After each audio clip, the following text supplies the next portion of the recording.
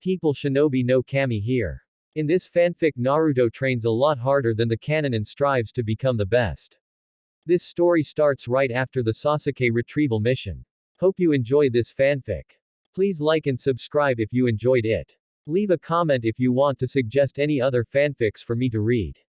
Check the description for credits and support the creator of this story. So let us begin. Chapter 17. The formation of Team Hubby. Naruto hummed a little tune to himself as he prepared breakfast, flipping the pancake he was currently making for the final time before taking it off his pan and placing it in a large serving dish and then placing some more batter on. With a large smile on his face, Naruto finished making breakfast. Absently he creating a cage bunchin which grabbed onto the serving dish and took it over to the table. Naruto reached into the cupboard and grabbed 2 glasses, walked over to the table and set them down. Another clone came up with a pitcher of orange juice that it had created from the oranges on one of the trees out back, pouring it into the 2 cups. Naruto looked into the fridge, finding the butter and grabbing it along with some maple syrup. He walked back to the table and began setting everything up. You seem happy. Naruto grinned as he turned around and saw Yugao walking up to him, wearing nothing more than a bathrobe. Her hair was still wet, signifying she had just gotten out of the shower. Naruto took a moment to admire her beauty before he walked over to her. He gave her a light peck on the lips, leaning back with a grin as he laced their hands together and led her to the table. I think I've got a reason to be, Naruto said as they sat down and put some food on the table. Yesterday was the last day of my probation. Ah. Yugao said in understanding as she began to eat. She could understand why he was excited. Now that his 1-month probationary period came to an end, he would be able to start taking missions outside of the village again. For someone like Naruto who loved to get out and move around, it was a godsend. The two ate in relative silence, no longer feeling any of the awkwardness that had occasionally filled their time together. Where is Fu-san? Asked Yugao as she noticed the green-haired girl was not here at the moment, though she had noticed that the Nanabi Jinchuriki was usually absent. Naruto chuckled. She stayed over at Shino's. I think she's helping him create a new colony with the Nanabi's power. I swear she's over there more than she is here. Sounds like someone has a crush, Yugao thought out loud. It does, doesn't it? Asked Naruto, grinning as he thought of all the teasing he was going to give the two. It would be amusing to watch them squirm, especially Shino since the boy almost never reacted to anything, the kid was like a brick wall. When the two were finished, Naruto created a cage bunchin that grabbed their dishes and went to wash them. Naruto stood up with Yugao following suit as they walked up the stairs. They stopped at Yugao's door and looked at each other for a moment. So what do you have planned today? Naruto asked in curiosity. I'm still on medical leave for another week, so I was going to spend the day with Anko and Kurenai, Yugao replied. Naruto nodded as he gave her a smile, pulling her to him as he planted a kiss on her lips. Yugao responded as she wrapped her arms around him and deepened the kiss, trailing her hands through his hair. They broke away a little while later and Naruto gave her a large grin. Have fun then, I'm going to see if there are any missions that will take me out of Konoha, so I may not be here for a few days. You remember how to let people in. Yugao nodded, channel chakra into the 2 circles on the gate to allow it to accept foreign chakra. Right, I'll see you later. Naruto gave her one last kiss before heading out. Yugao watched him walk down the stairs with a smile, before opening the door to her bedroom and preparing for the day. Deep within one of his many bases, Orochimaru sat in his bed, gritting his teeth in pain as he began to hack and cough. His body was reaching the limit of how long he could stay in it, having been in for nearly 4 years, far longer than he had originally wanted. However, he had forestalled switching bodies so that Sasuke's could be at the peak of perfection for when he switched. His and Sasuke's face-off against the Namikaze brat had also sped up the process, something he had not anticipated. He didn't even bother to question how the damned brat had gotten so powerful. Minato Namikaze had been one of the few people Orochimaru would never willingly tangle with. Despite knowing this, the snake Sannin had underestimated that damn brat, assuming that despite his growing reputation he would still be that loud idiot who had always been shouting nonsense. He supposed he should have known better, but he had been arrogant. He had not truly believed all of the reports coming in about the blonde's accomplishments. He had just decided that they would be a good motivator to get Sasuke to increase his power. A lot of good that did. While neither he nor Sasuke had been able to utilize their full strength, The fact that Naruto had fought them both on equal terms regardless proved that the blonde was far more powerful than Sasuke currently was. Orochimaru was positive that had either he or Sasuke fought the blonde alone they would have been killed. The boy was just like his accursed father, always one step ahead of him and ruining his plans. Gah! A pained scream tore through the snake Sanin's throat. Ha, ha, you're approaching your limit, Kabuto said as he finished running his medical scan over the pale-skinned man. You'll need to take a dose of rank 10 medicine or your body will die, the medic sighed. I'll go and exchange this medicine. The white-haired medic ninja stopped at the door to turn his head. I'll be back in a minute. With that he was gone. As Kabuto left, Orochimaru began to cough again. This time he began to cough up blood.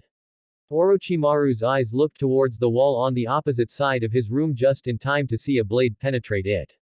Gritting his teeth he held his arms in a cross guard, letting the sword stab through his arms, but allowing him to keep his head. This chakra is his, Orochimaru thought to himself, but he's never used this kind of shape manipulation. Orochimaru watched where the chakra blade was sticking out of the door. A minute later multiple slashes appeared in his door, causing them to fall to the ground in separate pieces. In walked Sasuke Uchiha, the cursed seal on his shoulder receding, his blade the Kusanagi, leaning against his shoulder as he held out his hand with the chakra blade still piercing Orochimaru's arms. I knew it would come to this, Orochimaru hissed, ignoring the pain in his arms as he focused on Sasuke. I have nothing more to learn from you, the Uchiha said in an arrogant tone. Kukuku, so you say, and yet Naruto-kun beat you quite handily, the snake Sanin chuckled.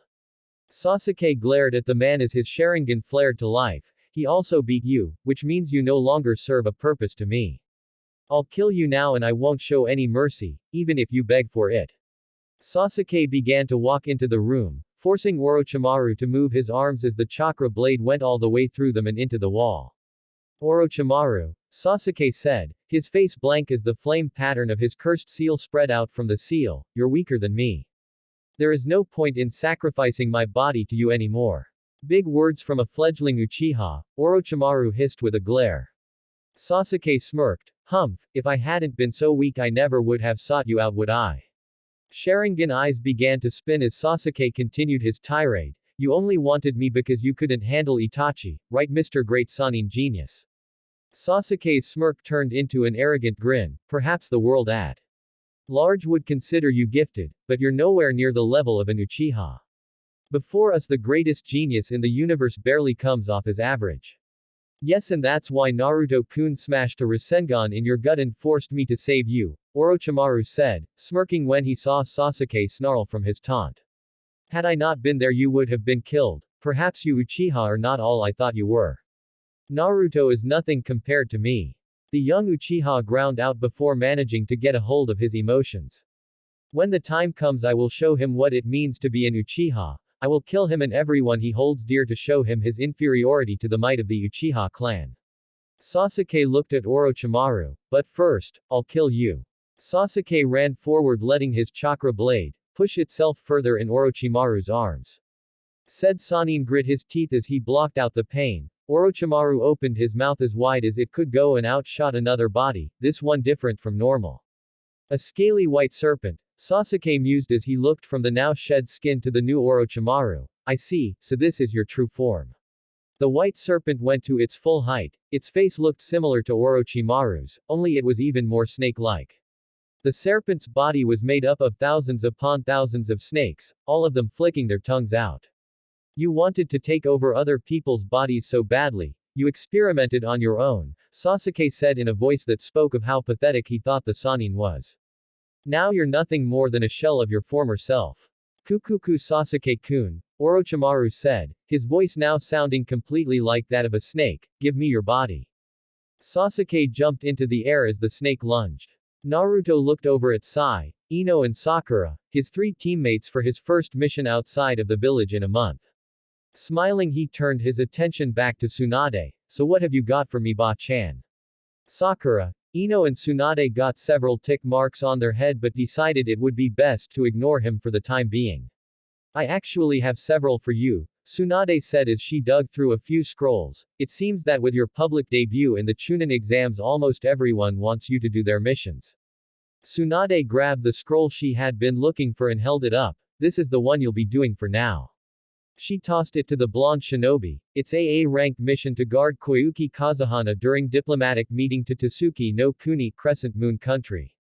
She watched as Naruto's face seemed to light up. He hid it well, but Tsunade, despite sucking at gambling, was able to pick up subtle changes in facial expressions.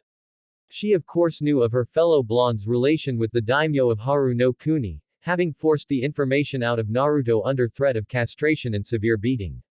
Though it had only been after she had promised to keep his relationship a secret, even from the council, Tsunade knew why. Of course, Koyuki was a civilian, a daimyo but still a civilian. And her samurai would not last 5 minutes against an S-rank ninja, let alone 6 of them. She shook the thoughts off as she focused on the 4 ninja. I trust you will complete this assignment. Of course, Naruto said with a smirk as he turned around to address his team. We'll leave in 1 hour, pack for an A-rank mission and meet me at the north gate. Yes, understood, okay, the 3 said in unison, before leaving to get ready. As soon as Sasuke jumped into the air, several snakes from Orochimaru's skin lunged at him, opening their fang-filled mouths. Sasuke pulled out his sword, spinning around and slicing the heads off of the 2 snakes before landing on the ground. Orochimaru hissed, whether in pain or anger. Sasuke could not be sure, though it was not like he cared either way. Several dozen snakes shot out of Orochimaru's body, all heading towards Sasuke, who resheathed his sword. Shunting off the top half of his robe, Sasuke let his cursed seal flare into existence. Activating the 2nd level, Sasuke's skin began to turn the color of ash, his eyes while the Sharingan turned yellow with the sclera turning black, a black 4-pointed star appeared across his nose. Though the snake dreams of soaring through the sky, Sasuke began to speak as Orochimaru's dozen snakes began to cover and wrap around him. It is forever doomed to crawl on his belly. The snakes were all destroyed as Sasuke exploded with the power of the cursed seal. Pieces of snake were sprayed, blood splattered all over the wall. 2 odd-shaped wings that looked like webbed hands appeared on Sasuke's back, moving and grasping as if alive. You'll have your chance to fly, snake, in the talons of a hawk, Sasuke said with a smirk. Orochimaru hissed angrily at the boy's words, Sasukeee. He lunged at the Uchiha. Flashback. Orochimaru looked at the grave of his parents, unsure what to feel now that they were dead. Like all good shinobi, he refused to shed any tears. That did not mean that it still did not hurt. But it was more than that, he also felt hatred over the fact that death took them from him. He sighed as he shook the thoughts off and laid the bouquet he had gotten for them on the tomb. As he did, he noticed something. Reaching out for it, he saw that it was a snake's skin. Ooh, good eye, Sarutobi said from behind him. That's a white snake's molted skin. I've never seen one before, Orochimaru said as he looked at the skin in idle curiosity. Haha, me neither, Sarutobi said with a slight chuckle. They're extremely rare, very hard to find. How come it's white? Asked Orochimaru, looking up at his sensei with a curious expression. I don't actually know, the Sandaime Hokage mused. No one's ever really thought to find out. But for years, they've been considered a symbol of good fortune and rebirth. Orochimaru poked at the snake's skin, wondering if what his sensei was telling him was true, good fortune and rebirth. Sarutobi looked at his prized student sadly. He knew Orochimaru was hurting from his parents' death, but the boy had always tried to keep his emotions to himself. The fact that you found it by your parents' grave must be a sign, he said, trying to cheer up his student. Perhaps they've been reborn in new bodies, so that someday, when you've grown up, they can see you again. Orochimaru looked up at his sensei before looking back down at the snake's skin. When's that gonna be? Haha, I'm afraid I don't know that either, Sarutobi said. Orochimaru looked at the snake's skin. Rebirth, he was unsure if people were reborn after they died, but it was this day, this conversation that ultimately made him decide he would not be in this cycle. He would be eternal. Immortal. Flashback end. Naruto walked up to the palace in Haru no Kuni. He walked over to one of the samurai who snapped into a salute as soon as he saw Naruto. Sir, Koyuki-sama has been expecting you, he said as the door opened. Please follow me. We didn't even give him our passports, Ino whispered to Sakura, sounding slightly confused. Normally standard procedure when foreign ninja were entering a country, they always had to show their passports, and people were even more cautious when dealing with a daimyo, so it was odd they would just let them in like that. Sakura nodded as she whispered back, I know, that's odd don't you think?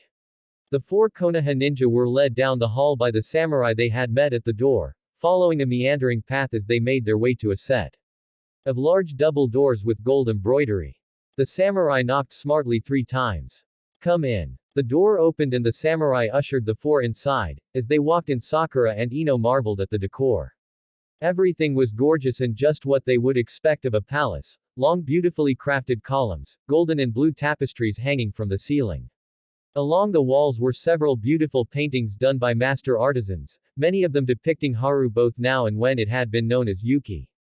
Naruto and Sai did not pay any attention to the layout or design of the room, one having seen it quite often for the past several years, and the other did not have the emotional capacity to enjoy it, though Sai did occasionally glance at the paintings. Naruto, on the other hand, focused his attention on Koyuki, who was wearing the traditional kimono of a daimyo and was currently writing down something on a piece of parchment. The Konoha ninja's escort samurai stood in front of the desk, snapping to attention as he spoke. Koyuki-sama, Naruto-sama and the other Konoha ninja you have hired have arrived. Ino, Sakura and even Sai felt surprise as they heard the samurai give Naruto such a respectful suffix, however there was no time to question this turn of events as Koyuki stood up from her desk and looked at them with a smile. Welcome to Haru no Kuni, Koyuki said as she moved around her desk. It is good to see you again, Sakura-san. She turned her attention to the blonde in front of her and gave a smile that was meant only for him. Naruto. Sakura, Ino and Sai bowed as protocol dictated, however Naruto like always went against the grain as he walked up to Koyuki and gave her a smile. It's been a while Koyuki-hime, Naruto said as he took one of the daimyo's hands in his. It's surprising but every time I see you I can't help but be amazed that you seem even more beautiful and radiant than the last time we met. Naruto lifted the young daimyo's hands to his lips, giving them a chaste kiss. Sakura and Ino gaped at the audacity Naruto had to actually speak with a daimyo so informally. People have been executed for less.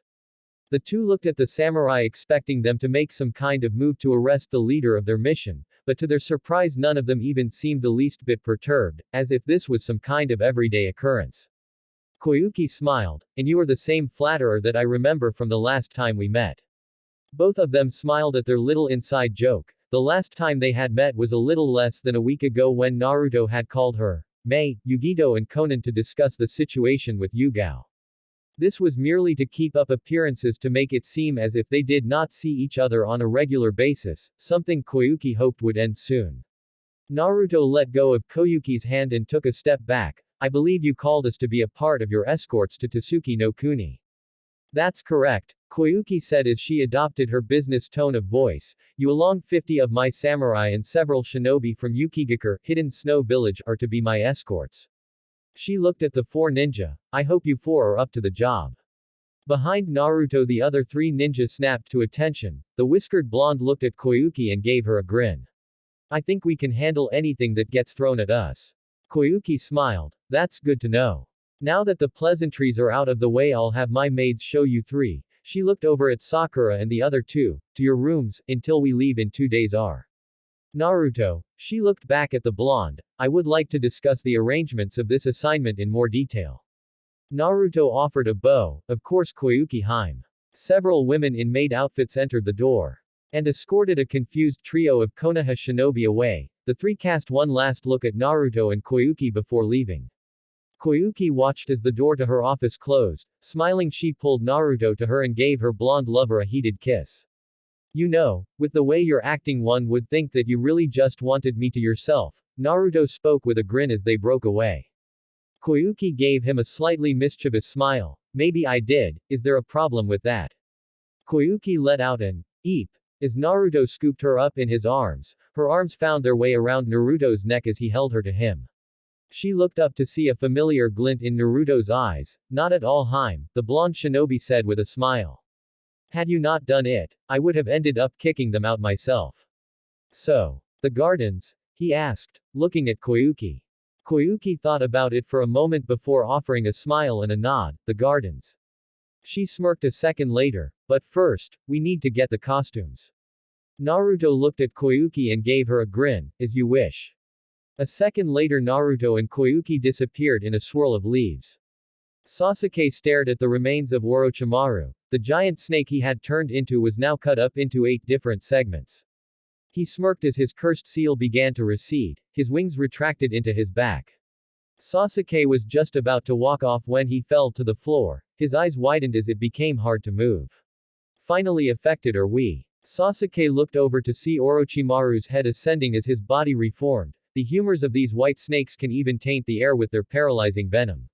Orochimaru's mouth opened far wider than Sasuke had ever seen it do when the Sannin had been in his human form. I am undying.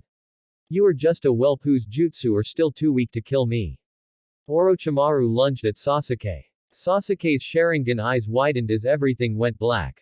Sakura and Ino found themselves sitting at a very ornate table in one of the dining halls in Koyuki's palace, eating as they tried to figure out a mystery, said mystery being why Naruto and Koyuki seemed so close. Don't you find it odd? Sakura wondered as she took a bite out of her salad. I mean the way Naruto and Koyuki Dono were talking. He seemed so comfortable with her, like they'd been on friendly terms with each other for years. It was something that had been bothering the girl for a while now. If she were honest with herself, she was jealous of Koyuki for seeming so close to Naruto. She had realized a while ago that the blonde boy who had a crush on her for an untold number of years had moved on. It was a disheartening feeling. I guess, Ino said with a shrug. While she was also jealous, she didn't care as much as her pink-haired friend. But they probably are close. Didn't you and him come here for a mission once? Yeah, Sakura nodded as she recalled her mission back when the country was covered in snow. This place was called Yuki no Kuni back then. Sasuke-kun, Naruto, Kakashi-sensei and I came here to guard Koyuki, who was going to be filming a movie here under the alias Yuki Fujika's. That had been one of the many adventures Team 7 had been on together. Unlike most teams, hers seemed to always find the most dangerous missions. She blamed that on Naruto's penchant for finding trouble. Well, there you have it, Ino said, causing Sakura to look at her. Naruto is actually considered a hero here, you know. Really? Sakura asked in surprise, she had not known that. Ino eyed her friend with an exasperated look. You mean you don't know? At the blonde's question, Sakura shook her head. Ino sighed. Honestly, Sakura, well, you know how the last Princess Gale movie came out several years back.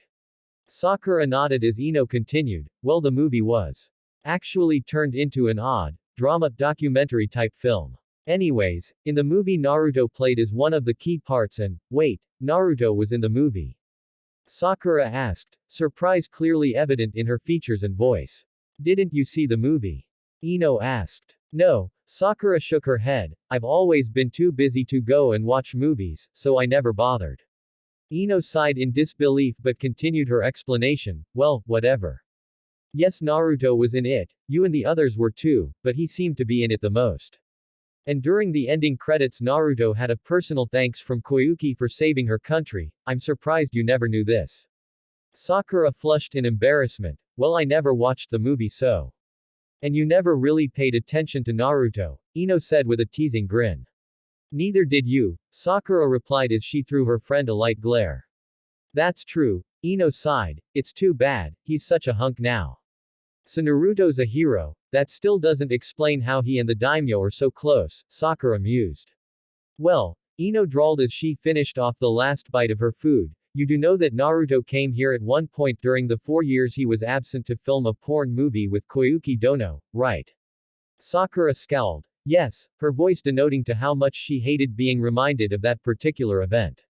She had not even known about it until the blonde shinobi had come back. However, hearing that Naruto had somehow been convinced by Jiraiya to star in a porno vexed her to no end. Do you have to bring that up? Ino grinned. Sounds like someone's jealous. Sakura's scowl increased as Ino's grin widened. I'll admit I'm a little jealous too, after seeing all the positions those two did. You mean you've seen it?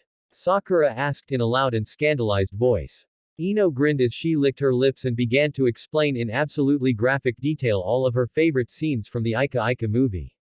By the end of it, Sakura had passed out from a large nosebleed, leaving a laughing Ino to drag her back to their room.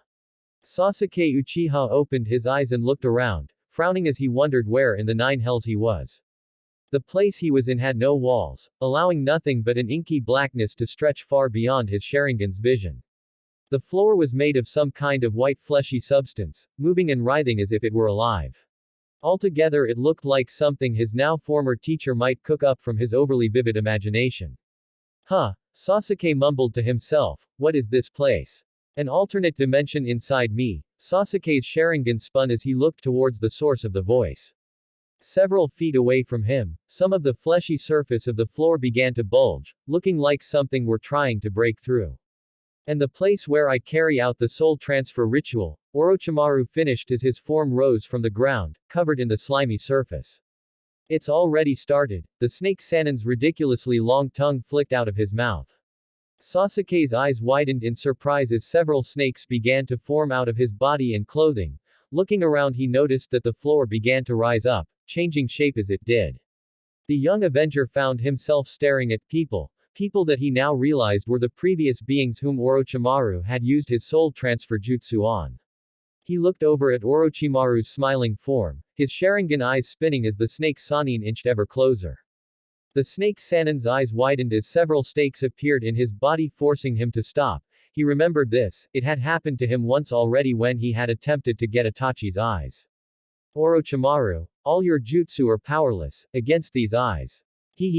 Those eyes. Orochimaru said as he began to move. Again, despite the pain he was feeling from the genjutsu his now former student placed him in. Those eyes will be mine. Sasuke just watched with an impassive face as the man inched ever closer. These eyes would never be his. The Uchiha Avenger smirked. The queen struggled with her bindings as the man who bound her laughed over her. Said man was tall and had bulky muscles that made him look like a pro wrestler. His hair was black and shaggy, his eyes likewise were coal black. Running along his face were several scars that were an angry red in color, crisscrossing along his nose and eyes. And now my queen you will do as I say, the man said, sneering as he called her queen. Never, the queen shouted as her struggling increased, I'll never give you my kingdom. My dear, you don't have a choice, the black-eyed man said, taking his hand to caress her face. The queen shivered in disgust as his rough fingers ran along her cheek. You will accept this marriage, you will surrender to me and this will be my kingdom.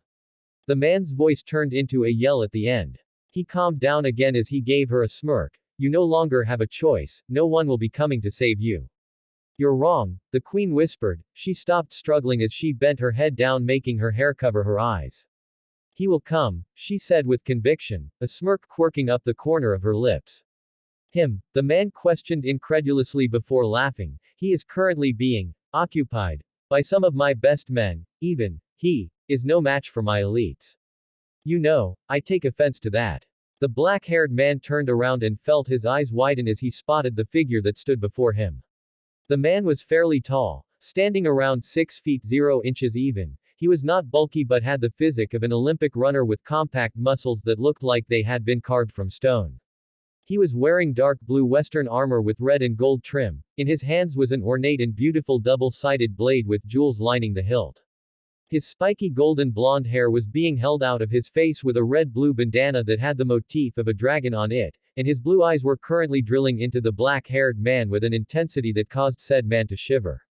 I am possible, the man yelled. There is no way you could have survived my elites. The golden-haired man looked at him with a smirk. While your men were decent, I've had better fights from my grandmother. He shivered for a moment. Cammy, that woman hits hard, the man mumbled at the end. The black-haired man growled. I suppose my guards were just more incompetent than I thought, to let someone like you defeat them. He reached for his own sword and pulled it out of the hilt on his left side. I'll just have to kill you myself. You can try, the blonde man said with a smirk, taking several steps towards the man who was now rushing towards him. But in the end you'll lose like everyone else.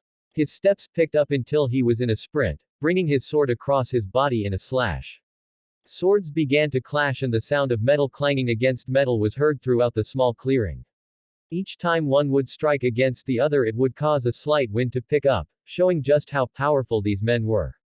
The strikes were so fast that the queen who was watching could not even see them, they were mere flashes of light. To her it looked like a dance, yet she knew that this beautiful dance was also deadly. Each strike was meant to kill and even a single mistake could cost either of them. The two continued their battle, adding in acrobatics into the mix now, flipping and leaping over each other as they attempted to strike the other from behind. spinning, twirling and slashing as the two moved at speeds no normal human could even hope to match. Overhead, diagonal slash, horizontal, thrusts, all manner of attacks were used as the two seemingly even opponents tried to kill one another. All it would take was a single mistake. All it would take was one slip-up. Said slip-up came when the black-haired man overextended his reach, attempting to stab the blonde through the heart. Said blonde ducked and moved slightly to the left, lightly redirecting the man's attack with his blade as he moved in. There was a schlinked sound as the blonde's blade pierced the black-haired man's armor, and then the man's chest. Said man stared at the blade piercing him with wide eyes, right before he burst into smoke.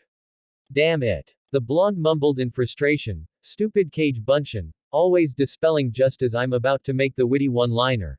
The blonde shook his head and got back into his role as he ran over to his queen. My liege, are you all right? He asked as he severed the robes binding her.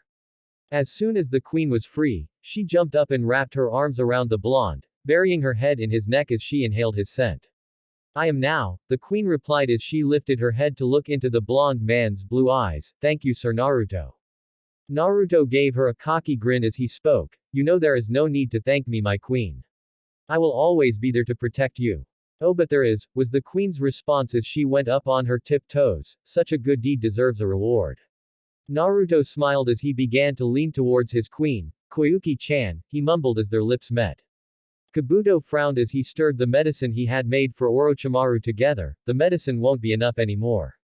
He looked at the concoction in the vial, picking it up and pouring into a container for Orochimaru. At best, he could have lasted until tomorrow, but he'll more than likely need to do the soul transfer ritual today. Kabuto held up the medicine and looked at it. I doubt even this will help much. Kabuto had been Orochimaru's right-hand man for a long time. After the snake Sanin took Sasori's slave seal off, the young medical ninja had pledged his life to the man's service. He had seen Orochimaru's power and genius in action. The man was always making new abilities and did not let some ridiculous sentimentality for life stop him from progressing in his goal. It was one of things Kabuto admired and the reason he so willingly followed Orochimaru. He allowed Kabuto to experiment on others in the name of science, something that he doubted anyone else would allow him to do. That was why he was worried about his master. The man had pretty much let him do as he pleased to the prisoners. They hadn't allowed him to watch the Sanin's own experiments. Still, the silver-haired medical ninja mused, I doubt Sasuke is going to be quick to say yes to something like this. He shook the thought off as he left. It doesn't matter, even someone like Sasuke should not be able to survive the ritual.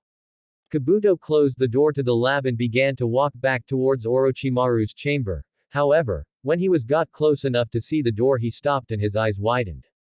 The door was gone, having been cut to pieces, and along the walls and floor was blood.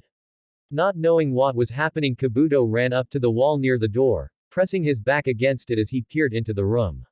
Standing in the room was Sasuke Uchiha, looking at the remains of Orochimaru, which was in its snake form.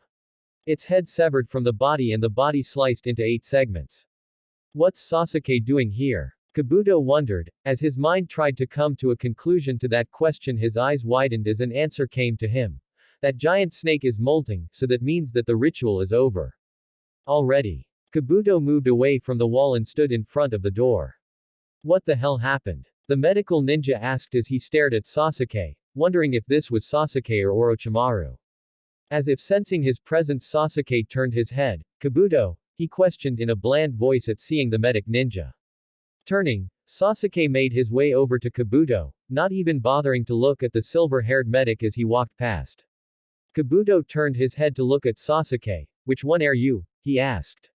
When Kabuto had first seen him, he had been positive that it was Orochimaru who was in control.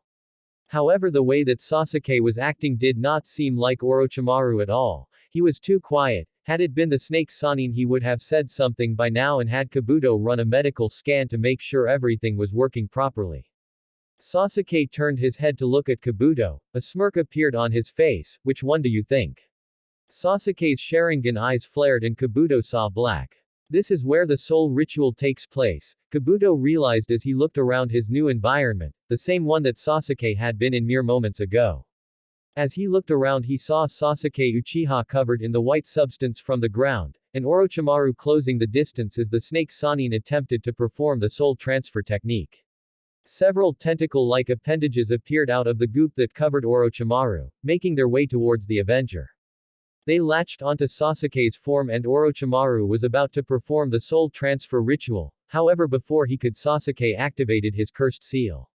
Orochimaru's eyes widened as the white flesh began to crumble. This can't be happening. The white flesh covering Sasuke crumbled around him, leaving the Uchiha as if nothing had happened. The white substance then began to coil and grow, taking the form of some odd creature with a large claw-filled mouth. It then started to eat at the white substance of the dimension. I created this dimension. There is no way, there is no way. This can't be. This is my, Orochimaru.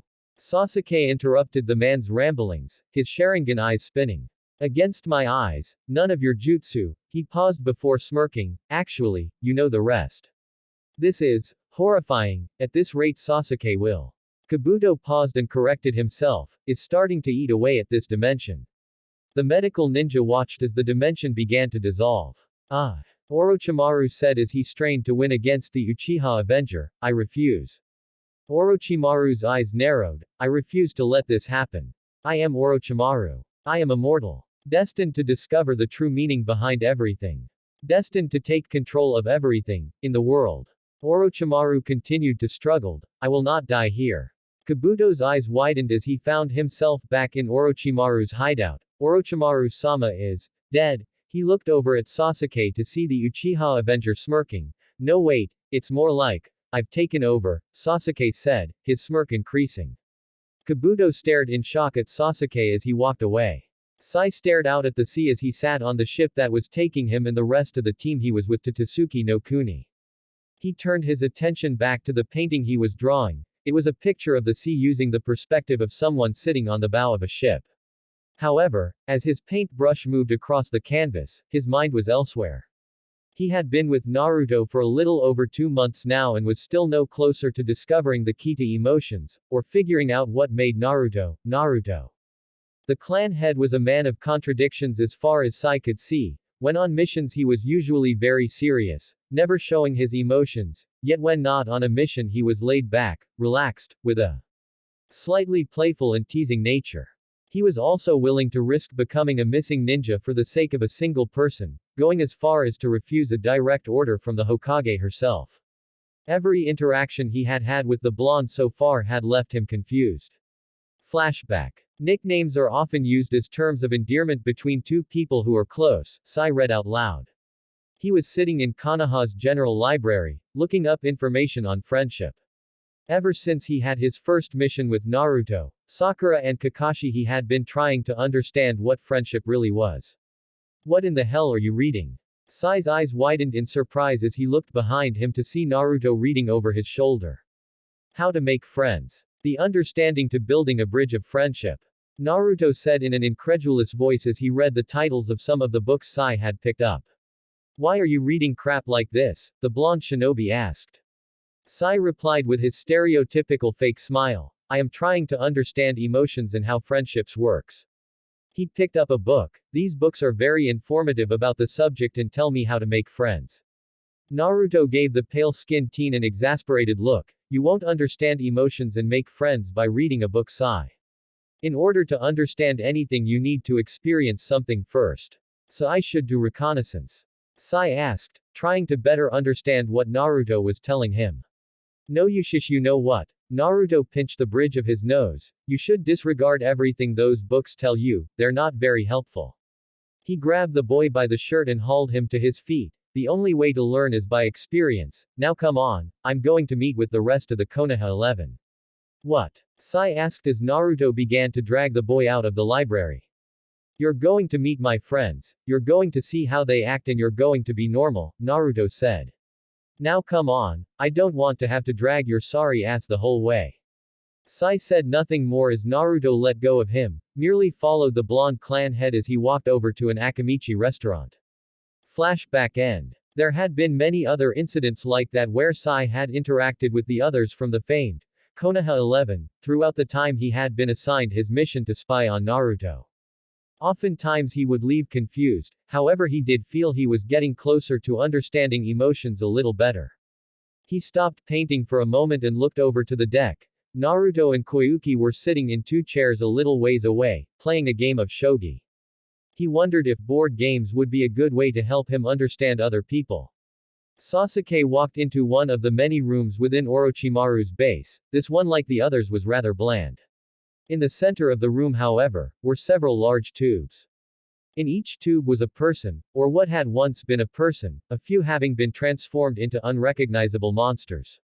Computer screens were located throughout the area, showing data on various experiments, and long wires and hoses connected the tubes to other pieces of machinery. Sasuke ignored most of the tubes as he walked up to a specific one.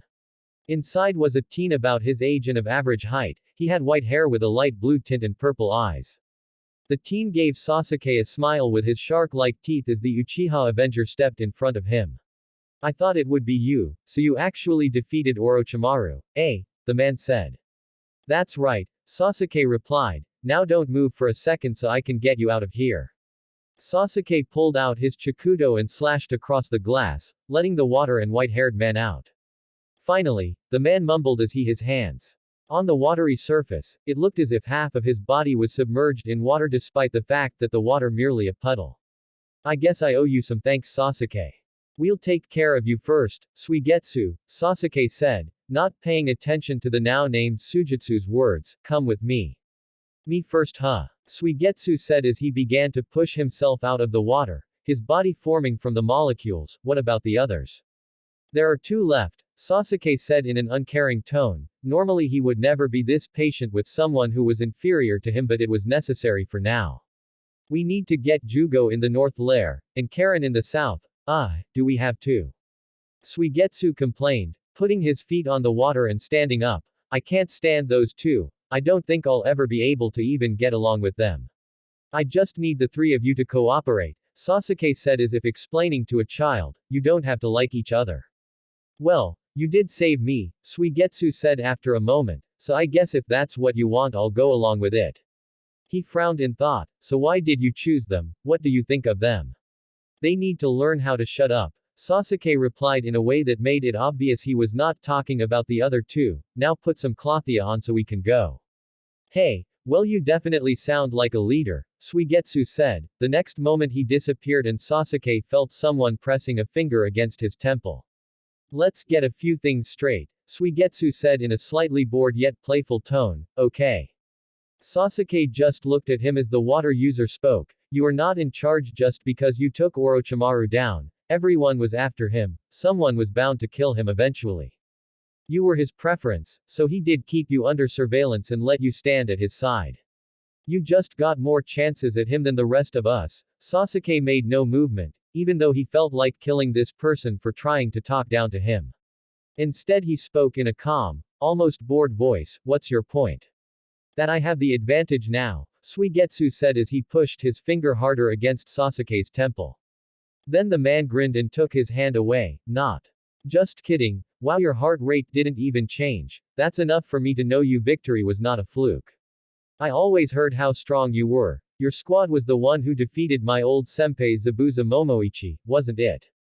Suigetsu gave Sasuke a shark-like grin. "So hey, before we go get them, do you think we could go somewhere else first? There's something I wanted to get." Sasuke said nothing. He needed Suigetsu for now so he would play along. Naruto walked in front of Koyuki as he and the other Konoha ninja assigned to this mission, along with nearly a dozen samurai and 4 Yuki ninja, escorted the daimyo through the streets of one of Tasuki no Kuni's cities. He and his comrades were walking in a diamond formation around Koyuki, with him in the front, Sakura and Ino on the sides and Sai in the back. As the group continued on, they ignored the various stares and whispers from the people around who had stopped what they were doing to stare. Like all cities in Tasuki, this one held a festive air. Tasuki no Kuni had always been considered a great tourist country due to its many forms of entertainment, namely gambling. There were many different casinos here that had all kinds of games of chance. He was sure that Ba-chan would love to come here. Naruto remained on alert as they made their way to the large blue palace in front of them. The gates opened as soon as their entourage came into view. Walking through the gate they found themselves standing in a very beautiful garden. Several dignitaries were already waiting for them. Two of them were Michiru Tasuki, the daimyo of Tasuki no Kuni, and his son Hikaru. Michiru was a fairly rotund man, wearing an extravagant royal blue kimono. Hikaru was a boy of decent height, fairly thin and wearing white pants and shirt with a bow hanging over his shoulder. Daimyo Koyuki, it is a pleasure to finally meet you, Michiru said as he stepped forward and gave a bow. Koyuki retuned the gesture with a poise and grace befitting both a daimyo and an actress. It's nice to finally meet you as well, I would like to thank you for agreeing to this. Not at all, Michiru replied. With our open door policy on trade, we are always happy to accept new agreements. He paused for a moment as he looked at the members of her entourage. His eyes landed on Naruto and they seemed to widen ever so slightly. Naruto? He asked in surprise, causing Hikaru to look up with wide eyes. While everyone else either looked shocked or confused, Naruto stepped forward and gave Michiru a bow. It's good to see you again, you and your son look like you're doing well. Michiru was about to respond but his son beat him to it. Naruto ni-san. Hikaru ran up to him. Naruto grinned as the boy stopped in front of him. How are you doing, Squirt? He ruffled the boy's hair. Hey, don't call me Squirt, Hikaru complained, I'm almost 11 now. Naruto's grin widened ever so slightly, you're still a squirt to me. As Naruto decided to have fun teasing Hikaru, Michiru turned to look at a surprised Koyuki. I shall have my men escort your guards to their living quarters, and if you'd like I can give you a tour of the palace. Yes, that would be nice, Koyuki said, turning to him. Michiru nodded and gave her a pleased smile. Excellent. He turned to where Naruto was asking Hikaru about his bow practice. Hikaru, why don't you and Naruto go to the range out back? Hikaru nodded. Come on, Ni-san. I want to show you how good I've gotten with my bow. He grabbed Naruto and began to drag him towards his bow practice range. Alright, I'm coming, Naruto said as he began to walk on his own power. So how do you guys know Naruto? Koyuki asked as she and the other three Konoha ninja followed Michiru. Meanwhile the rest of Koyuki's entourage was being shown to their quarters. Well, you see, we had hired Konoha to send us escorts for our tour around the elemental nations, Michiru said as Koyuki and the Konoha ninja listened with interest. They sent him and his sensei Jiraiya. Sasuke and Suigetsu found themselves staring at a rather large and impressive bridge. Suigetsu had changed into a purple sleeveless shirt and a pair of gray pants. Around his waist was a belt with several water bottles attached to it, and another belt that currently did not hold anything. What do you think, Sasuke? Suigetsu asked as he turned to look at his black-haired leader. Sasuke did not say anything, merely stared at the name of the bridge, the Great Naruto Bridge. For just a second the black-haired Avenger almost felt nostalgic, almost. Sasuke, let's go, Suigetsu said as Sasuke continued to stare at the bridge. Sasuke cast one last look at the bridge before moving across it. They walked through the now prosperous town of Nami, making their way to the edge of it and into the forest. Sasuke led Suigetsu to the spot where they had buried Zabuza and his apprentice Haku. Never thought it'd be all the way out here, Suigetsu said as he moved over to the grave, one of which had the infamous Kubikiri Haucho. The water user grabbed the handle of the blade. I'll be taking this, Zabuza-senpai. He pulled the blade out of the ground. Suigetsu held the blade in both hands, struggling a bit to keep it up. Whoa, this is heavy. So this is the blade of Zabuza, the Kiri no Oni devil of the hidden mist, the Kubikiri. Suigetsu planted the sword back into the ground when it became too heavy to wield. Can you even wield that blade? Sasuke asked, actually finding himself amused at the sight. The katana used by the Kiri no Shinobigatana Nananin-shu are passed down from generation to generation, Suigetsu said. I trained like crazy so I could join them one day. With this great sword I could probably even beat you. Suigetsu began to fix a strap around it. Since Jugo's joining us, I figured I'd need it. Suigetsu attached the sword to the belt that hung on his chest and looked at Sasuke. Alright, let's head to the closer one. Sasuke nodded as the two of them set out. Why didn't you ever tell us how you saved this country? Asked Sakura as she, Naruto, Sai and Ino set up a perimeter and patrolled around the place Michiru and Koyuki were meeting. Naruto looked over at her and shrugged, because it never came up, I guess. It's not like it's that big of a deal or anything. Not that big of a deal. Sakura said in shock. How could you say that? You saved an entire country. Naruto just gave her a blank stare. Sakura, with our mission record on Team 7, saving a country is something of a norm for me. He gave an amused chuckle. I mean, how many people can say they saved a country on their first C-rank mission, or saved and protected a princess who was disguised as an actress, or saved a country embroiled in a civil war? Doing things like this just seems to be some kind of rule when it comes to me. Murphy's Law loves me like that. Sakura looked embarrassed. What Naruto said was true. So many of their missions outside of the village had been nothing but misadventures of some kind or another. Even after Naruto left Konoha to train, he seemed to do things that most normal shinobi would never dream of. Well, I guess you're right, Sakura said. Man, I'm so jealous of you, Ino said as she decided to butt into the conversation. You always seem to have some kind of cool adventure. Naruto merely smiled. That's just because I'm so awesome. Whatever, Sakura said. She would have said more, however a loud roar caused the four ninja to turn around. They were just in time to see a giant white saber-toothed tiger leaping towards them. Ino and Sakura both yelled at the sight, while Sai pulled out an ink scroll and brush. However, they were all shocked when the tiger smashed right into Naruto, who had not moved from his spot. They became even more shocked when said tiger started licking Naruto's face. Ack. Haha, hey stop Chamu. Naruto laughed as the large tiger ran its tongue across his face. Seriously Chamu. Eventually Naruto was able to push the large tiger off of him. The blonde grinned at the tiger, eliciting a fanged grin from Chamu. Well, he thought it was a grin at least. It was sometimes hard to tell with all those teeth. Naruto began to scratch the tiger behind the ears, getting a purr from the large beast as it nuzzled against his hand. And Naruto, you know this tiger? Ino asked with a slight stutter that sounded like a mixture between fear and shock. Naruto looked up from her as he continued to pet Chamu. Of course, Chamu was here when I took my mission. He even helped me take down Ishidate, the leader of the ninja that Shabadaba hired to kill or capture Hikaru. Bit the man's arm right off. Naruto gave the giant tiger a big hug. Isn't that right? The other three sweet dropped as Naruto rubbed his face against Chamu's furry whiskered cheek. Sasuke and Suigetsu entered the south base with little concern of ambush or trap, walking along the dank stone halls. They passed several barred rooms, each of them filled with a dozen prisoners. As soon as they passed, the prisoners got up close to the bars and looked at the pair. Many began to speculate about why Orochimaru was not with them, coming up with the theory that the snake Sannin was dead and Sasuke had come to free them. A few of them, however, shot that down, loudly. Sasuke ignored this as he kept walking. He and Suigetsu were forced to stop when a girl around their age walked in front of them from the opposite end of the hall.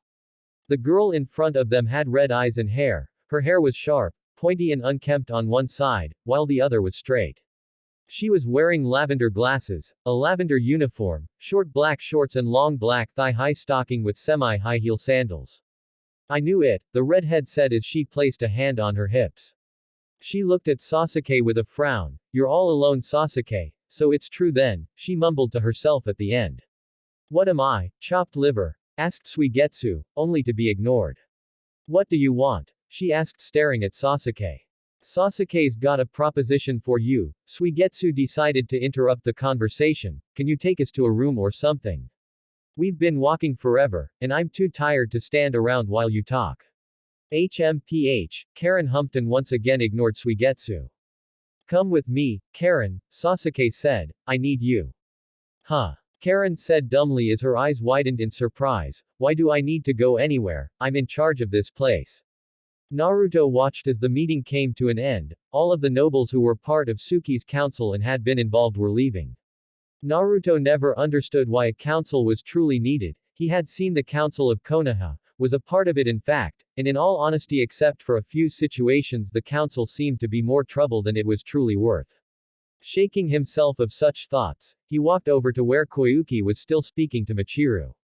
He waited patiently until they were done and Koyuki had turned to him before speaking. Koyuki-sama, Naruto said, using a title appropriate for her rank since they were not alone. I trust the meeting went well. He asked as he held his arm out to her. Koyuki smiled as he took his arm in her own. Our negotiations are proceeding smoothly. Hopefully sometime next week Haru and Tasuki will have a trade alliance. That's good, Naruto said with a smile. Now that the meeting is over, perhaps you would like me to escort you around the city. Maybe I could take you out to dinner somewhere. He looked over at Michiru. So long as you and Michiru Dono do not have any previous engagements. Not at all, Michiru said. I actually already have plans to go with my son and teach him some of the things he will eventually need to know for when he takes my place. Naruto nodded before turning his attention to the beautiful woman on his arms. So how about it, Koyuki-sama? Koyuki smiled at him, tightening her hold on his arm. I would like that. As Naruto led Koyuki away, neither of them noticed the pair of eyes watching them. Orochimaru's out of the picture now, Sasuke said as he and Suigetsu sat on a couch in one of the few recreational rooms, Karen standing a little ways away from them. What are you gonna do with all the captives? Karen asked as she spread her hands out in front of her. Suigetsu, go free all the prisoners, Sasuke ordered. Wah, hey, still acting like the boss, eh? Suigetsu chuckled as he interrupted Karen, though he still got up and prepared to do as asked. Don't you dare, shouted Karen as Suigetsu moved towards the door. There's no reason to keep them around, Sasuke said in an uncaring manner. What would you do with them? Karen did not answer right away as she watched Suigetsu leave. I refuse. Besides, I'm not under any obligation to follow you around, you know. Sasuke looked at her, deciding on the many options that presented themselves to get her to go with him. Fine, Sasuke said at last, if you feel that strongly then I'll find someone else. Karen looked at him as she backed away, pressing herself against the door as her hand came up and locked it.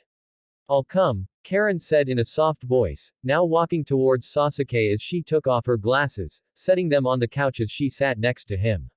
If you really want me to, Karen said, a pouty expression on her face, I'll go with you. Sasuke actually found himself getting confused at the near 180 change. What's with you? You changed your mind pretty quickly. He found himself backing away a bit as Karen leaned into him. I was just thinking about how tired I am of standing guard, Karen said as she continued to lean into him. She stopped for a moment when she heard a rattle at the door. She looked at it before turning back to Sasuke. Would you back off? Sasuke asked in an annoyed voice. We don't have to take that stupid Suigetsu either. Karen ignored his words as she continued closing in. All we need is each other.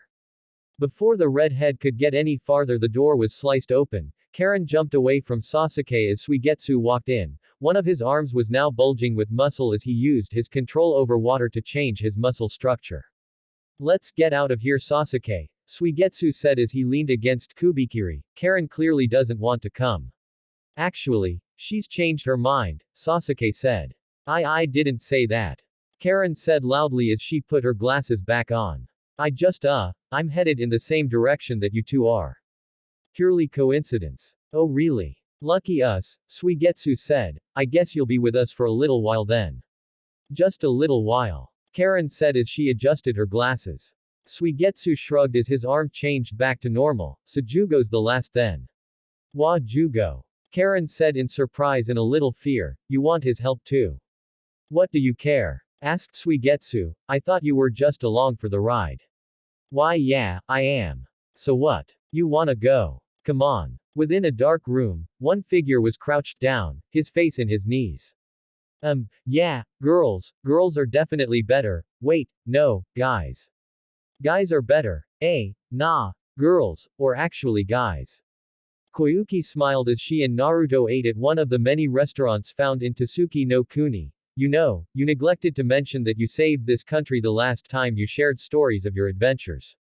Naruto laughed. Well, it happened after we made that movie. After that it never really came up.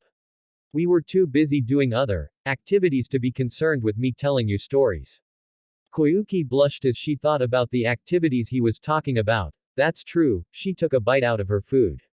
Looking up at him she smiled. Since it came up now, why don't you tell me about it? Michiru gave an overview, but he's not a very good storyteller. Naruto gave a large grin as he finished the cup of sake he had. I think I can do that. You see, it all started when me and Ero-sensei got a message from Konoha asking us to escort Michiru and his son around the elemental nations. Koyuki spent the rest of their time at dinner listening as Naruto told her how he and Jiraiya had defeated Shabadaba and the ninja he had hired to take of Tasuki no Kuni. Sasuke, Karen and Suigetsu were walking through one of the many barren wastelands of Tsuchi no Kuni, Earth Country, while Sasuke and Karen were walking. Suigetsu had his hands on his knees as he panted, sweat rolling down his face as the sun burned overhead. He pulled out one of the many water bottles from his belt and began to drink, needing to keep himself hydrated since he would quite literally evaporate if he didn't. You're so lazy. Karen yelled at Suigetsu, the north hideout is still a long ways away. I thought you were headed somewhere else, Suigetsu said, his tone uncaring and bored. Why don't you just leave? I've already got enough crap to deal with. I just remembered I have business here too. Karen said, trying to come up with an excuse so she could stay next to Sasuke. I need to stop by there first. Yeah, right. Suigetsu said, taking another sip of water. Sasuke just sighed as the two continued to argue. He was beginning to regret this decision. Naruto stared out of the window as he lay in bed, absently stroking Koyuki's hair. It was nighttime now and he could see the stars shining outside as the moonlight streamed through the window. He looked back down at Koyuki who was peacefully sleeping on top of him, the bed's covers only covering up to her hips allowing him to see a sight he would never grow tired of. I'm lucky security here is so lax or I would have never been able to sneak into her room like this, the blonde thought to himself as he brushed a few stray strands of hair out of Koyuki's face. Naruto-kun. Koyuki mumbled in her sleep, burrowing her face into his muscled chest. Naruto held in a snicker that threatened to escape his throat, not wanting to wake her up. She was going to have a long day of meetings ahead of her tomorrow, hopefully they would be able to finalize their treaty. Sighing to himself, Naruto grabbed the covers and pulled them up so that Koyuki was adequately covered. He wrapped his arms around her and pulled her as close as possible. Letting his eyes droop, the blonde let sleep claim him. Phew. Time for a break, Suigetsu said as he sat down right where he had been standing, pulling out another water bottle. Get up, you slacker. Karen yelled as she turned to the exhausted-looking Suigetsu. We're practically there. When Suigetsu did not get back up, Karen began yelling some more. It's that katana. It's too heavy. Just drop the damn thing so we can go. Guys. Sasuke said, not looking at them as he spotted something. They both turned around to see Sasuke staring at a prone figure in the typical garb Orochimaru's scientists wear. The three walked up to him. Karen looked him over as she lifted his head. He came from the north hideout, she determined. He's still alive. What happened? Asked Sasuke as he saw the man's eyes open. Uke. Uch, iya, the scientist said in a rasped breath. Please, save us. What happened to you? Suigetsu asked. It started, as soon as we heard Orochimaru was dead, the man started to explain, our captive started a riot. At this rate, the man started coughing as he drew a shuddered breath right before he died. Ah crap, he died, Suigetsu complained. Normally he would not have a problem with death, but the man had not even given them any information before it happened. Before anyone else could say anything, the earth shook and splintered as something crashed down several feet away. Sasuke and the others saw it was a creature with dark brown skin, horns on its head and wings on its arms. Each of them knew this was one of Orochimaru's experiments. The thing tried to say, but its vocal cords did not sound quite up to the task. What the hell is that thing? Suigetsu wondered out loud. A level 2 cursed seal, Karen said in shock. He's already completed the transformation. Sasuke just looked at the experiment before disappearing. There was a spurt of blood that came from the cursed seal warrior.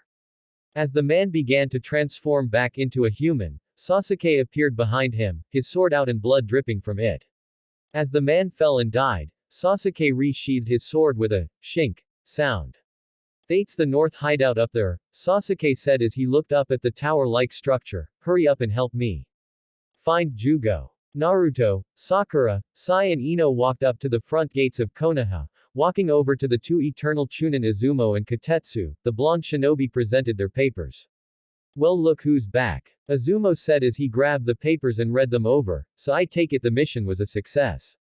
Of course, Naruto said. You expected anything less. Katetsu chuckled. I heard your mission was to guard the daimyo Koyuki Kazuhana. You heard right, Naruto said as he got the papers back. You know, I saw that movie you two were in, Katetsu said with a lecherous grin. Did you two put those talents I saw to practice? Sakura and Ino held intense blushes at the thought of Naruto and sex. Ino ended up getting a nosebleed as she had seen that movie and several images passed through her head. Naruto sighed. Somehow I get the feeling that movie's gonna haunt me for the rest of my days. He shook his head. Whatever, anyway I'll see you guys later. We need to go and report to Ba-chan. Naruto turned to his team. Why don't you guys head home while I go and give my report? Ino and Sai nodded before leaving, however Sakura stayed with him. I need to talk to Tsunade Shisho anyways, Sakura said, so I think I'll accompany you. Naruto shrugged. Sure thing. The two of them began making their way to the Hokage Tower. You're late. Tsunade yelled as she turned to look at Jiraiya. Where the hell were you? Now take it easy Tsunade, Jiraiya said as he raised his hands defensively. He was about to say more when Naruto and Sakura walked in. Hey Naruto. How have you been? He asked, glad for the distraction from Tsunade's glare. Ero-sensei. Naruto said with a raised eyebrow. What are you doing here? Ah. Naruto, Tsunade said as she turned her attention to her fellow blonde. I take it the mission was a success. Naruto smiled and gave a nod. Yes, Koyuki had been successfully escorted to Tasuki no Kuni and protected throughout the trade negotiations. Naruto gave them a brief report on what had transpired. Tsunade nodded. It's a good thing that you came back when you did. There are important things we need to discuss. Naruto sensed the shift in the atmosphere as Tsunade sat down and knew that whatever she had to talk about was serious. He straightened himself as his eyes went from their typical vibrant blue, to an icier shade as all emotion left his face and went into what Tsunade had taken to calling his mission face. What is it you wish to talk to me about Hokage-sama? Naruto asked. Information has been coming in from other countries, Tsunade began, a serious expression on her face. I wanted to discuss it with you. Naruto frowned as he looked over at Jiraiya. The man held a grave expression, something that was rare and only used when something big happened. What information are you talking about? The blonde clan head asked. Orochimaru is dead, Tsunade said, and it seems that Sasuke Uchiha is the one who killed him. Sakura's eyes widened in shock, however Naruto's narrowed as his mind went several thousand miles a second. From what I remember when I fought the two of them, it was obvious that Sasuke, despite gaining strength, did not have the power to defeat Orochimaru. I doubt he gained enough power to do that in the short amount of time since our little scuffle. That means that he killed Orochimaru when the Sannin was at his weakest, when the snake Sannin needed to do the transfer ritual. Now that Orochimaru is dead, Sasuke's next step will be. Naruto looked over at Jiraiya. How accurate is this information? I know for a fact that it's true, Jiraiya said. My most reliable source confirmed it. Then he's going to come back to Konoha, right? Asked Sakura, hope in her voice. Naruto snorted, causing everyone there to turn their attention to him. Sasuke coming back to Konoha. The whisker-marked blonde shook his head. I highly doubt that. Sakura looked over at Naruto in shock. Sasuke, Suigetsu and Karen looked towards the entrance to the north hideout. It was littered with Orochimaru's experiments, all of them in their cursed seal forms and all of them looking ready to kill. The guards, they're all dead, Karen said as she used her chakra sensing abilities to look for anyone who was not under the seal's influence. Hoo boy, how are we supposed to know which one's Jugo? Suigetsu wondered as he looked at all the creatures. Sasuke. Sasuke looked over at Karen. Karen, is Jugo in there somewhere? Hold on, just give me a second, Karen said as she held out her hand a sign. She closed her eyes as she tried to find Jugo's signature within the mass of cursed seal warriors. He's not in there, she said at last. Hey. That means we can go nuts on them, right? Suigetsu asked with a grin. Whatever, let's just find Jugo, Sasuke said as he held out his Chikuto. Alright, Suigetsu held up Kubikiri Haucho, readying himself for battle. Let's go, Sasuke said. The two shinobi charged. Wii Suigetsu leaned on the large cleaving sword. He looked out at all of the people now lying in pools of their own blood, feeling rather pleased with himself. Hey, the two turned to see Karen holding up a set of keys. I found the keys. The three made their way into the base and began walking down the hall. They were soon forced to stop at a four-way hall. Karen, lead the way, Sasuke said. Why are you doing this, Sasuke? Karen asked. Sasuke just looked at her as Suigetsu spoke up. Just find him, would ya? You're always bragging about your ability, try actually using it.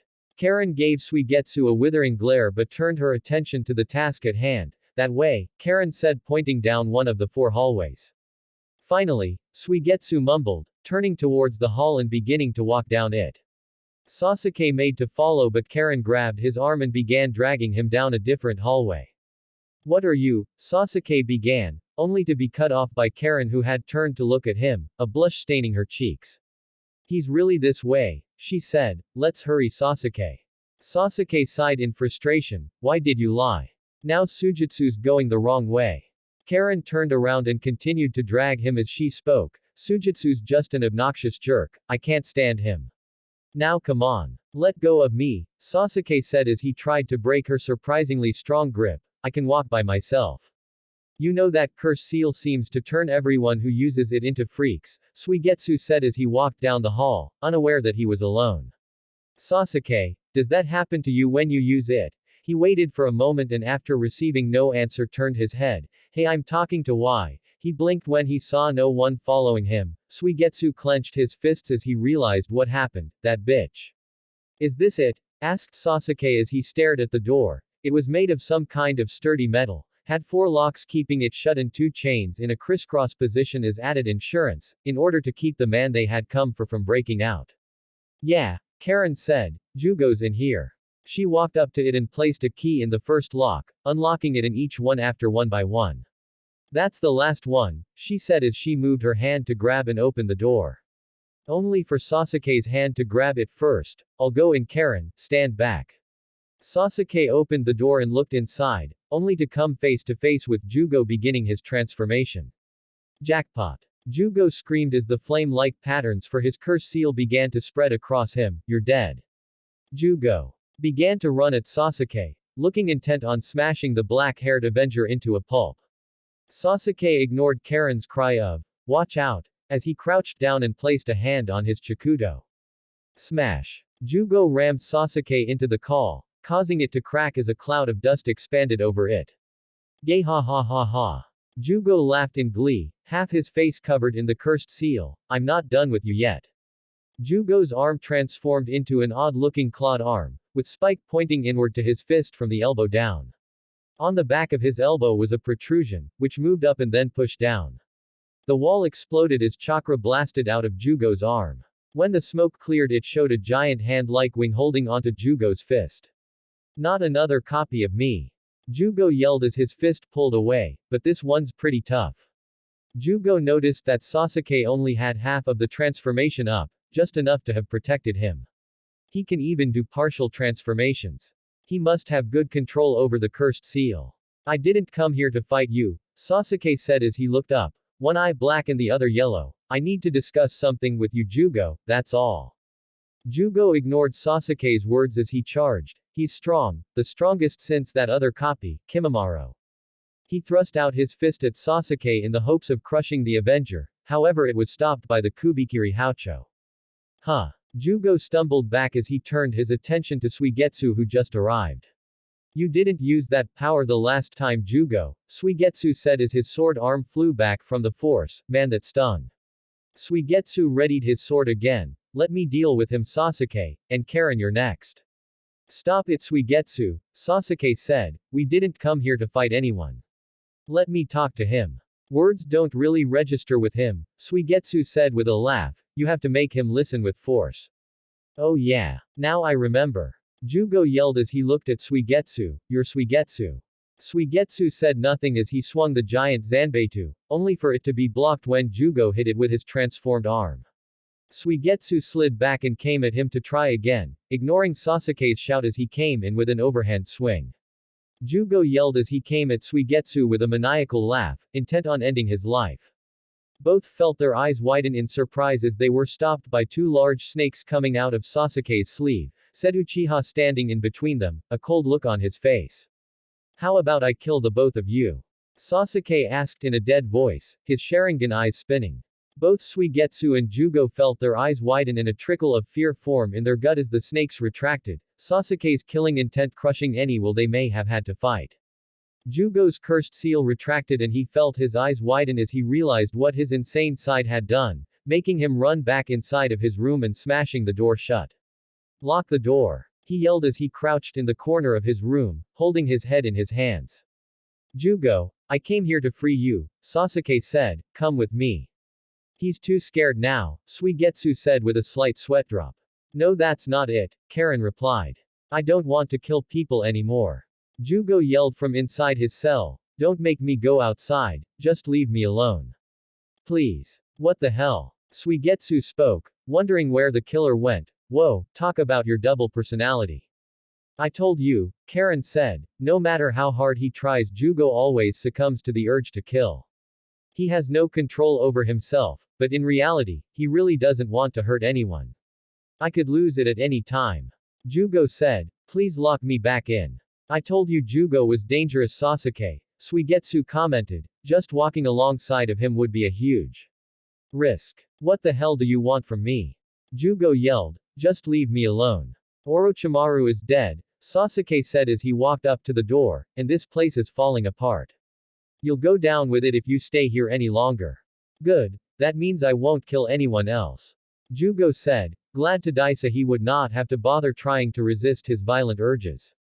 Relax, Sasuke said in what he tried to make a comforting voice. He was not very good with this, but he needed Jugo on his team. I'll act as your prison. If you try to kill anyone, I'll stop you. What do you think you could do? Jugo asked. The only person who was able to calm these impulses was Kimimaro. I'm not going anywhere without him. Kimimaro was from the Kagaya clan, right? Asked Suigetsu as he tried to remember what he could about the now deceased bone user. Yeah, he and Jugo were Orochimaru's favorite subjects, Karen answered. They stayed here as subjects for human experimentation from the moment this place was built. Kimimaro was the only subject in the whole organization whom I could work on without fear of resistance or violence. And he was so strong. I heard he was the only one who could stop Jugo's rampages without getting hurt. But isn't he? Suigetsu was unsure whether he should say dead since he did not know what Jugo would do if he knew. Sasuke had no such compunctions, however. Jugo, Kimimaro is dead, he died fighting for my sake. Within his cell, Jugo's eyes widened in realization. He died, for you. Then that means you're. Jugo remembered when Kimimaro had come here telling him that he had to leave, that he was going to get Sasuke. Kimimaro had said that he and Sasuke were the only ones fit to be Orochimaru's vessel, that Sasuke was in a way Kimimaro's rebirth and he would bring Sasuke back even at the cost of his life. Jugo stood up and moved over to the door, opening it, agreeing to come with Sasuke. Sasuke looked at the three people he had gathered as they stood outside of the North Hideout. Gathering the three of you completes our platoon and the first stage of my plan. Sasuke had been waiting for this, the day he could begin his plan. It's time I explained my purpose to you all, he said. I'm going to kill Itachi Uchiha, and you all are going to help. Chapter 18. Chasing Sasuke. Suigetsu, Jugo and Karen stared at Sasuke as he spoke those words. Not all of them were quite sure what to make of that statement. Suigetsu had a thoughtful look on his face as if trying to remember something. Karen had a frown, and was most likely worried about what could happen if they went after Itachi. Jugo did not seem to care about what Sasuke said as much, though he did not really like the fact that they were going to have to kill someone. I knew it, Suigetsu finally said, crossing his arms. He had been sure this was Sasuke's goal since from what he had heard, that was the only reason Sasuke had gone to Orochimaru after all. I knew you were going to go after your brother. Karen, Sasuke said as he looked at the redhead, you said you have other business to attend to, what will you do? Karen suddenly felt very flustered about being put in the spotlight. Well, now that I think about it, it's not that urgent. Would you cut the bullshit and just be honest for once? Suigetsu said in an annoyed voice. Seriously, what was it with women always having to lie to others about something? Or maybe it was just Karen who lied. Perhaps you should just say, I want to get into Sasuke's pants and screw his brains out, or something, That's not it. Karen screeched, several tick marks forming on her head. You sick pervert. How could you even say something like that? Bullseye, Suigetsu said with a smirk. Look at you, you're so flustered you can barely talk. Give it up, I know the truth. A long time ago, you did something to Sasuke. Karen's eyes widened in shock, and then she got angry and ended up throwing her fist through Sujitsu's face, turning it into water. Suigetsu, stop messing around with Karen, Sasuke ordered. He did not want to put up with these two constantly bickering. I told you to cooperate with her. Sujitsu's head began to reform. My bad, sorry Karen. His head was completely restored again as he looked over at the girl with a grin. For the record, I plan on sticking close to Sasuke. Karen clenched her hands as Suigetsu continued. One of the Kiri no Shinobigatana Nananan Shu, Kisame Hoshigaki, is with Itachi Uchiha. And I plan on taking his sword, the Samahata, for myself. You're just gathering swords. Karen said in a distasteful voice, that's so lame. Suigetsu had always desired to collect all of the swords from the Kiri no Shinobigatana Nananan Shu. Ever since he was a little boy they had been something of hero figures for him. For this woman to insult them and the swords they used, it was probably the greatest insult she could ever give. Suigetsu, Sasuke said in warning, noticing the swordsman's glare. I know, Suigetsu said with a sigh, knowing that he could not do anything because of Sasuke. Jugo, you're free now. What are you gonna do? He asked as he turned to the orange-haired man. Kimimaro said Sasuke's existence was like his rebirth. Jugo began as he looked at Sasuke. And Kimimaro sacrificed his life to protect him. I need to see for myself how strong of a shinobi he is. Then it's settled, Sasuke said. What do you mean? Sakura demanded, angry that Naruto could even think that way. Of course he'll come back. How could you even think that? She was cut off when Naruto looked at her with one of his colder glares, forcing Sakura to actually take a step back. Naive girl, you really think Sasuke will come back? Naruto shook his head. Don't be a fool. Were that the case he would have come back when I offered the last time we fought. Sasuke's heart is consumed by darkness, all he can even think about is revenge. He will not come to Konoha since in his mind we stand in the way of his revenge. But Naruto, Sakura tried. Sasuke-kuna's not coming back. Naruto snapped in a voice so cold the others in the room shivered. After everything that's happened, after everything we've tried to do to get him back, he has refused time and time again. From now on, we four move as one, Sasuke said as he looked at the three he had gathered for his purpose. Our group will be known as Habi. The fact of the matter is, you cannot bring someone back if they do not want to come back. Naruto looked at the pink-haired girl with a grim look. And even if we were to drag him back, what do you think would happen? Do you think we'd be Team 7 again, and that things would go back to the way they were back when we were Genin? Naruto shook his head. You need to face reality. Even if we brought him back, Sasuke would be forced to stand trial and he would then be executed for treason. No, Sakura muttered, her face taking on a look similar to despair. Naruto's right. Sakura. Tsunade backed Naruto up. Sasuke knowingly and willingly left to follow an S-rank traitor. That is treason of the highest order. Not even being the last member of the Uchiha clan would be able to protect him from execution. The blonde-haired woman looked at Naruto. I have new orders for you. Naruto instantly snapped back to attention, already knowing what those orders were. I will be forming a platoon. Your mission will be to go after the member of Akatsuki we have the best chance of finding.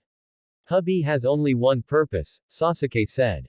Naruto looked at Tsunade as he spoke. In other words, you want us to find.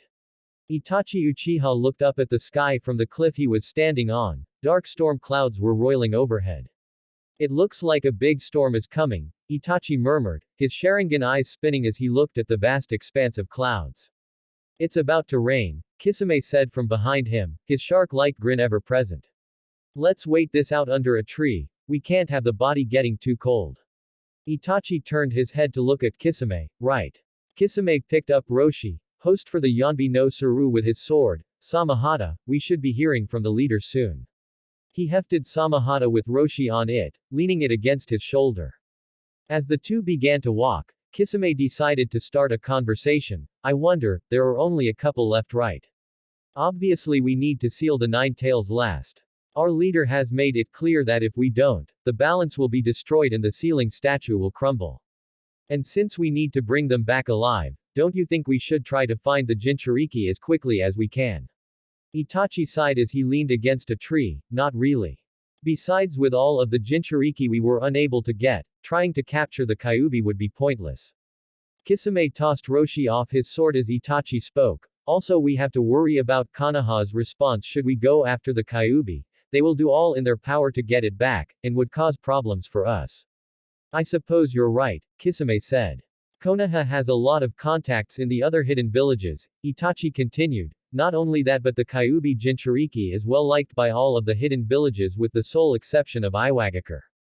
On top of that but he is far stronger than we could have imagined, and has managed to kill several of our members and protect 3 of the Jinchuriki we have tried to go after. As it is all we can do is try and get up to the Hachibi before he can respond, then go after the Kyuubi Jinchuriki with our full might. Kisame sighed. That does make sense. Both of them snapped to attention as they felt the call from their rings. He has good timing, Itachi said as both he and Kisame responded to their leader's call. In a small black cave with nothing but a single fire for light, 7 ghost-like figures began to appear. One by one they phased into existence, until they were all there. You're late, Pain said as he looked at Itachi and Kisame. We just caught the Jinchuriki a moment ago. Kisame explained, we had to take a few precautions to make sure he wouldn't get away. Good, Pain said in a pleased manner, though no one there could tell due to how monotone his voice was, it looks like everyone is here. Now let us begin with the extraction of the Yanbi. Yes, Tsunade confirmed, I want you to find and if possible capture Itachi Uchiha.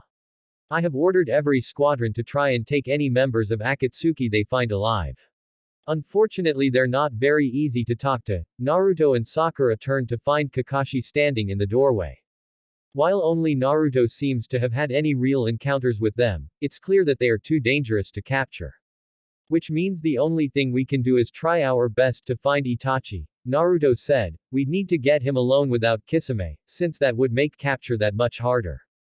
That's right Naruto, Kakashi replied. The silver-haired Jonin was very pleased and proud to see the man Naruto had become. Every time Kakashi looked at the blonde, he couldn't help but be reminded of his sensei. The young man had become an amazing shinobi.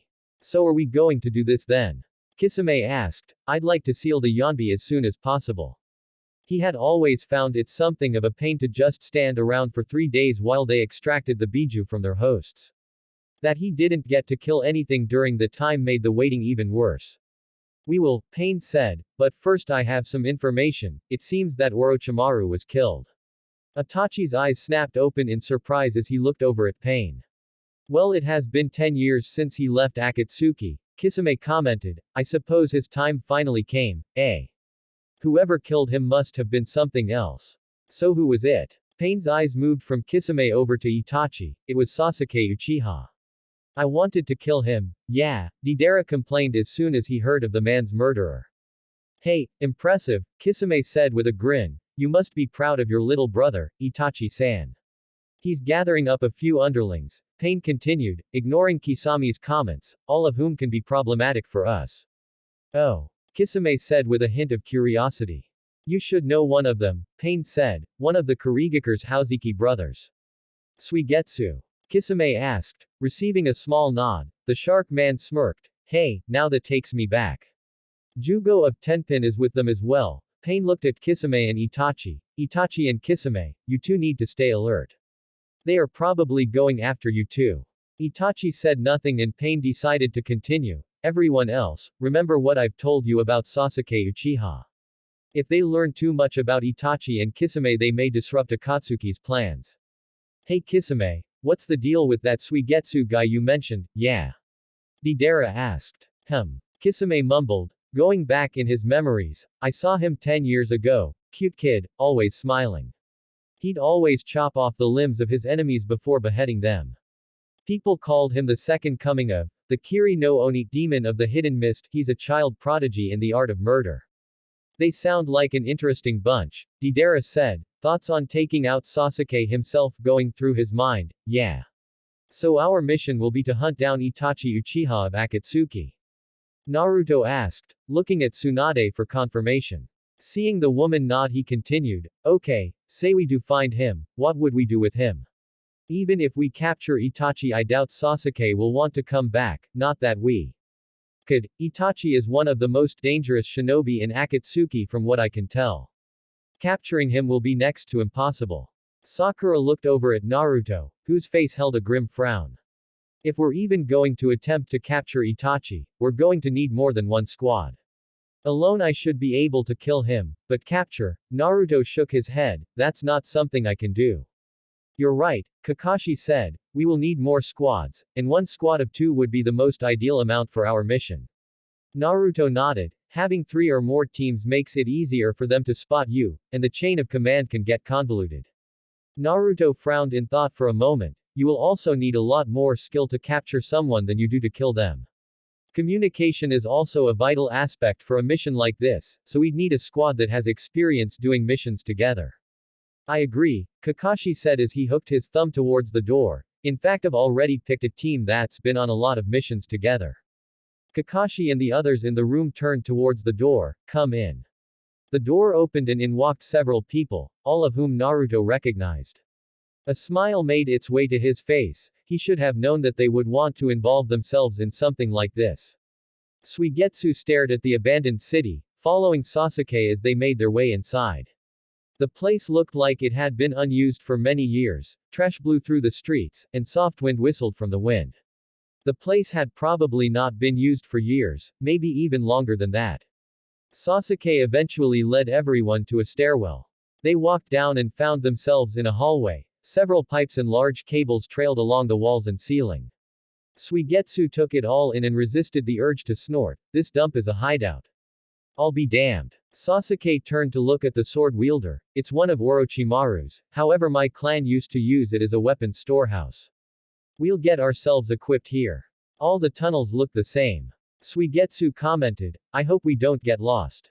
The air here is so stifling, Karen said, ignoring Sujitsu's comments, it's kind of hard to breathe. Well, excuse us. Karen nearly jumped out of her skin as she whirled around, looking for the source of the voice. She along with everyone except Sasuke stared in shock at who, or rather, what stood before them. 2 cats wearing white gis, with a mesh net shirt underneath. One was skinny with black ears, tail and paws, while everywhere else was white.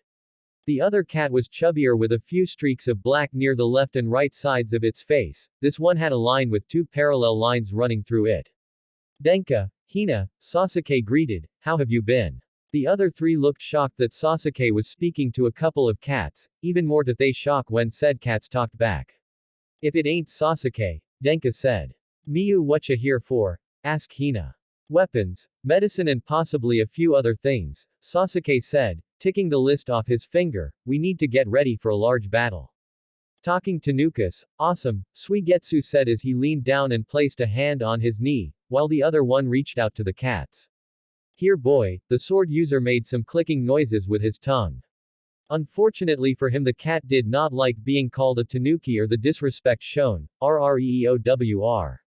Whoa. Suigetsu snapped his hand back, not wanting to get it bitten off. They're ninja cats, Sasuke said, finding Sujitsu's weary look oddly amusing. Don't mess with them unless you want to end up as a scratching post. Did you bring the goodies? Asked Hina, not sounding the least bit concerned about what happened. Sasuke reached into his kimono and pulled out a bottle. How about a bottle of catnip? He asked, giving the bottle a shake. Denka nodded and began to move down the hall, stopping only to look at them. Come on, let's see the elder cat.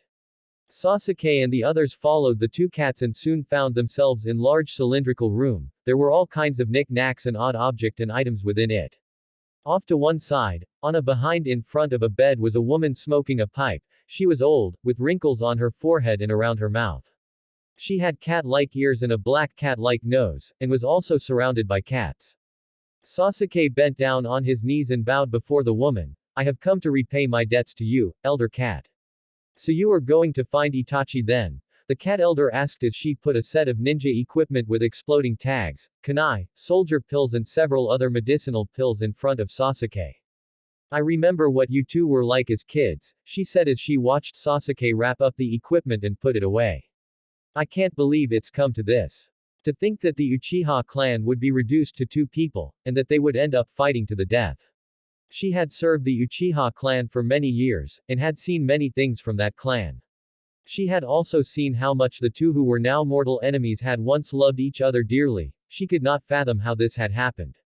I made up my mind a long time ago, Sasuke said, taking out some money from his kimono and handing it to the cat elder, but I thank you for everything you've done for me. Hey grandma, Do we have anything big enough to fit this guy? Asked a pretty blonde girl around Sasuke's age. She had been trying to find clothes for Jugo but nothing seemed to fit. This isn't a department store, girl, the elder said in an annoyed tone. Just wrap him up in the curtain, she gestured to the next to the two of them. Don't be rude, grandma. They're paying customers after all, the girl said in a distressed yet angry voice. However, she still did what her grandma suggested and pulled down the curtain, allowing Jugo to wrap it around himself. The members of Akatsuki watched as the body of Roshi, the Yonbi Jinchuriki, fell to the floor, dead from having his biju sucked out. The Gedu Mizu statue slowly opened one of the 9 eyes, showing 4 in total. What next? Asked Deidre as he looked at the other members. What do you mean? Asked Kisame. What are the choices? Do we go after Kakashi Hatake and the Kyuubi Jinchuriki? Asked Deidara, or Sasuke Uchiha? Itachi opened his eyes and looked at the bomber but did not deign to speak. Oh, let's just forget about them, Toby said, holding up his hands in a placating gesture. Besides, we still need to get the Aikibi right. No. Someone or something is protecting the One-Tails, Deidara said. I was nearly blown up with my own art until I know who did that. It would not be wise to go after the Aikibi. Besides, it was my job to kill Orochimaru, so I have a beef with Sasuke Uchiha. This statement caused Itachi to activate his Sharingan eye, which were narrowed at the blonde bomber, though he still refused to speak. Are you okay with that, Itachi-san? Asked Kisame. The shark man knew that his brother was off limits. He was one of the few people who Itachi had told Kisame not to touch, ever. However, Itachi just looked at him. As usual, he said nothing. Sasuke and his team looked out at the area from the cliff face they were on. The sky was beginning to darken and storm clouds were brewing in the distance. Sasuke frowned as he looked around. Let's move out. Naruto looked at the team that had been assembled for him as they made their way out of the gates of Konoha. He had Sakura, Sai and a man named Yamato, though Naruto knew that it was just a code name. Then there was Hinata, Shino Kiba and Kakashi, who were forming the other team to help look for Sasuke. Like him, they were all wearing light tan ponchos to help protect them from the rain and cold. Is everybody ready? Asked Naruto. Receiving several affirmatives, he turned to look away from Konoha. Then let's go. The group blurred out of existence, beginning their move to find the Akatsuki. They began jumping through the trees as they moved to the last known sighting of the Akatsuki member, Itachi Uchiha, a small town several miles away. When they got there, the group jumped onto one of the roofs. We'll start our search here, Naruto said as the others all stood up. We'll begin by searching in a 5-kilometer radius by using this roof as our center point. If we don't come up with anything, we'll relocate, search another 5-kilometer area, and we'll repeat this pattern until we find our targets. But Naruto, Sakura began. Everyone turned to her. Our wireless equipment won't work if we split up that far. And we'd be in danger if something happened when we were alone. We should go in teams of 2 at the very least. That way, if we encounter any relax, Sakura, Naruto said to the overly excited girl. I've already thought of a solution to that. Naruto looked over at Kakashi, who nodded and bit his thumb. Going through a few hand signs, Kakashi slammed his hands down on the ground. A seal spread out along the roof from the center of impact. There was a puff of smoke. When it cleared, there were 8 dogs, including the well-known Pakun. Your voices combined with our ears will work better than those wireless headsets, Pakun said from atop a large bulldog. And our noses will detect danger well enough in advance to get you plenty of backup. There you have it, Naruto said with a smirk. Now then, here's how our patrols will work. Each person on patrol will have 2 of Kakashi's ninja hounds as bodyguards. 2. Sakura questioned. But wait. Kakashi gave Sakura an eye smile. Be nice to them, okay? Hiya, Sakura-chan. Sakura looked down and to her left to see a dog with a slight mohawk grinning at her. She gave it a weak grin in return. Another one came up to her as well, this one looking as lazy as Shikamaru. You always pick the noisy girls, man. I'll go with Shino, said a dog with white fur and sunglasses on its head. Another dog came up to Shino and sniffed him. Sai watched as 2 dogs came up to him. Hello, he said with a smile. One of the dogs growled at him and he actually backed up a step. Naruto, since you're a Jinchuriki, Akatsuki will be targeting you. Kakashi said, getting the blonde shinobi's attention. How do you plan on dealing with that? They may be after me, but I'm also the only one here who can face a member of them one-on-one, Naruto said. However, I don't plan on going alone. Naruto turned to Hinata, who was standing by the large bulldog. Hinata, I'm going to need to rely on your Byakugan's scouting abilities to give us a fast heads up. Hinata nodded her head. Right. Now because Kiba has Akamaru, he'll be fine. Naruto looked at Kakashi, and seeing as how aside from me and Yamato you're one of our only Jonin, you'll only take one dog along. Kakashi gave a nod and Naruto continued, alright everyone, I want all of you to remember that trailing Sasuke's scent is our main priority, Akatsuki comes second. And regardless of which target you find, your mission is only to determine their location and report back here immediately. Naruto looked at all of the members of his team, move out. The Konoha ninja became blurs as they launched themselves from the roof. The search for Sasuke and Akatsuki was on. Sasuke, Suigetsu, Karen and Jugo stopped walking through the forest. Sasuke turned to each of them. Let's split up. Report back if you find anything, Sasuke said. Hey, let's rock, Suigetsu said as he began moving one way. Jugo looked down the opposite path and decided to go that way. Karen pumped her fist as the other two left. Now was her chance to be alone with Sasuke. She cuddled up to Sasuke's side and gave him a seductive smile and wink. Oh, Sasuke-kun, I've wanted to be alone with you for so long. Sasuke just looked at her like she was a minor irritant. Get moving, he commanded. Karen humphed as she walked away, not really caring about the direction she was going in. Sasuke turned his head to look around as Karen left, thoughts of finding Itachi and killing him filling the Avenger's mind. There was a puff of smoke as Deidre created a large clay bird. Deidre pet the clay construct as he looked at his new hand, the one he had gotten to replace the one Gaara destroyed. So far, so good, yeah. Toby just looked at his partner with idle curiosity, so who should we go after? Sasuke or the Kyuubi Jinchuriki? Deidre did not reply at first, instead he created another clay bird for himself and jumped on it. He stood up and smirked, who should we go for indeed, yeah. The bird took off as he began to look for one of his two targets, he did not really care which, so long as he got to make his art. Who the hell are you? A man in ninja garb with no affiliated Hittite asked. Suigetsu smirked as he walked down, now that Sasuke's not here I get to have some fun. Quicker than the man could react, Suigetsu pulled off his sword and cleaved his head off. Grinning he opened the door and looked in, making sure there were no traps. He began walking in when all he saw were two men, one sitting on the couch and the other standing a little ways away. Who the hell or why? The scarred man did not get the chance to finish his sentence, as Suigetsu put his head in the hole at the end of Kubikiri Haucho. Pushing himself off, Suigetsu listened in satisfaction as the man hit his head on the inside of the sword. Suigetsu only stopped moving when he held the carved-out section of his blade near the other man's head. Suigetsu grinned as he looked at the man who had dropped his cigarette and looked ready to shit himself. You work for Akatsuki's Kakazu as a banker and accountant, right? Suigetsu asked with a shark-like grin. The man gulped. I'll talk, he said. Please, spare me. Sujitsu's grin widened. Atta boy, keep talkin'. Jugo frowned as he walked around. He wasn't exactly sure how to go about searching for Sasuke's brother, having never met the man himself. Raising a hand, a small bird flew down and landed on his finger. I suppose I'll start by asking you. Everyone had soon split up as they began to search for either Itachi or Sasuke. Each ninja and their dog partners took a different direction, some went into the forest while others traveled around the town.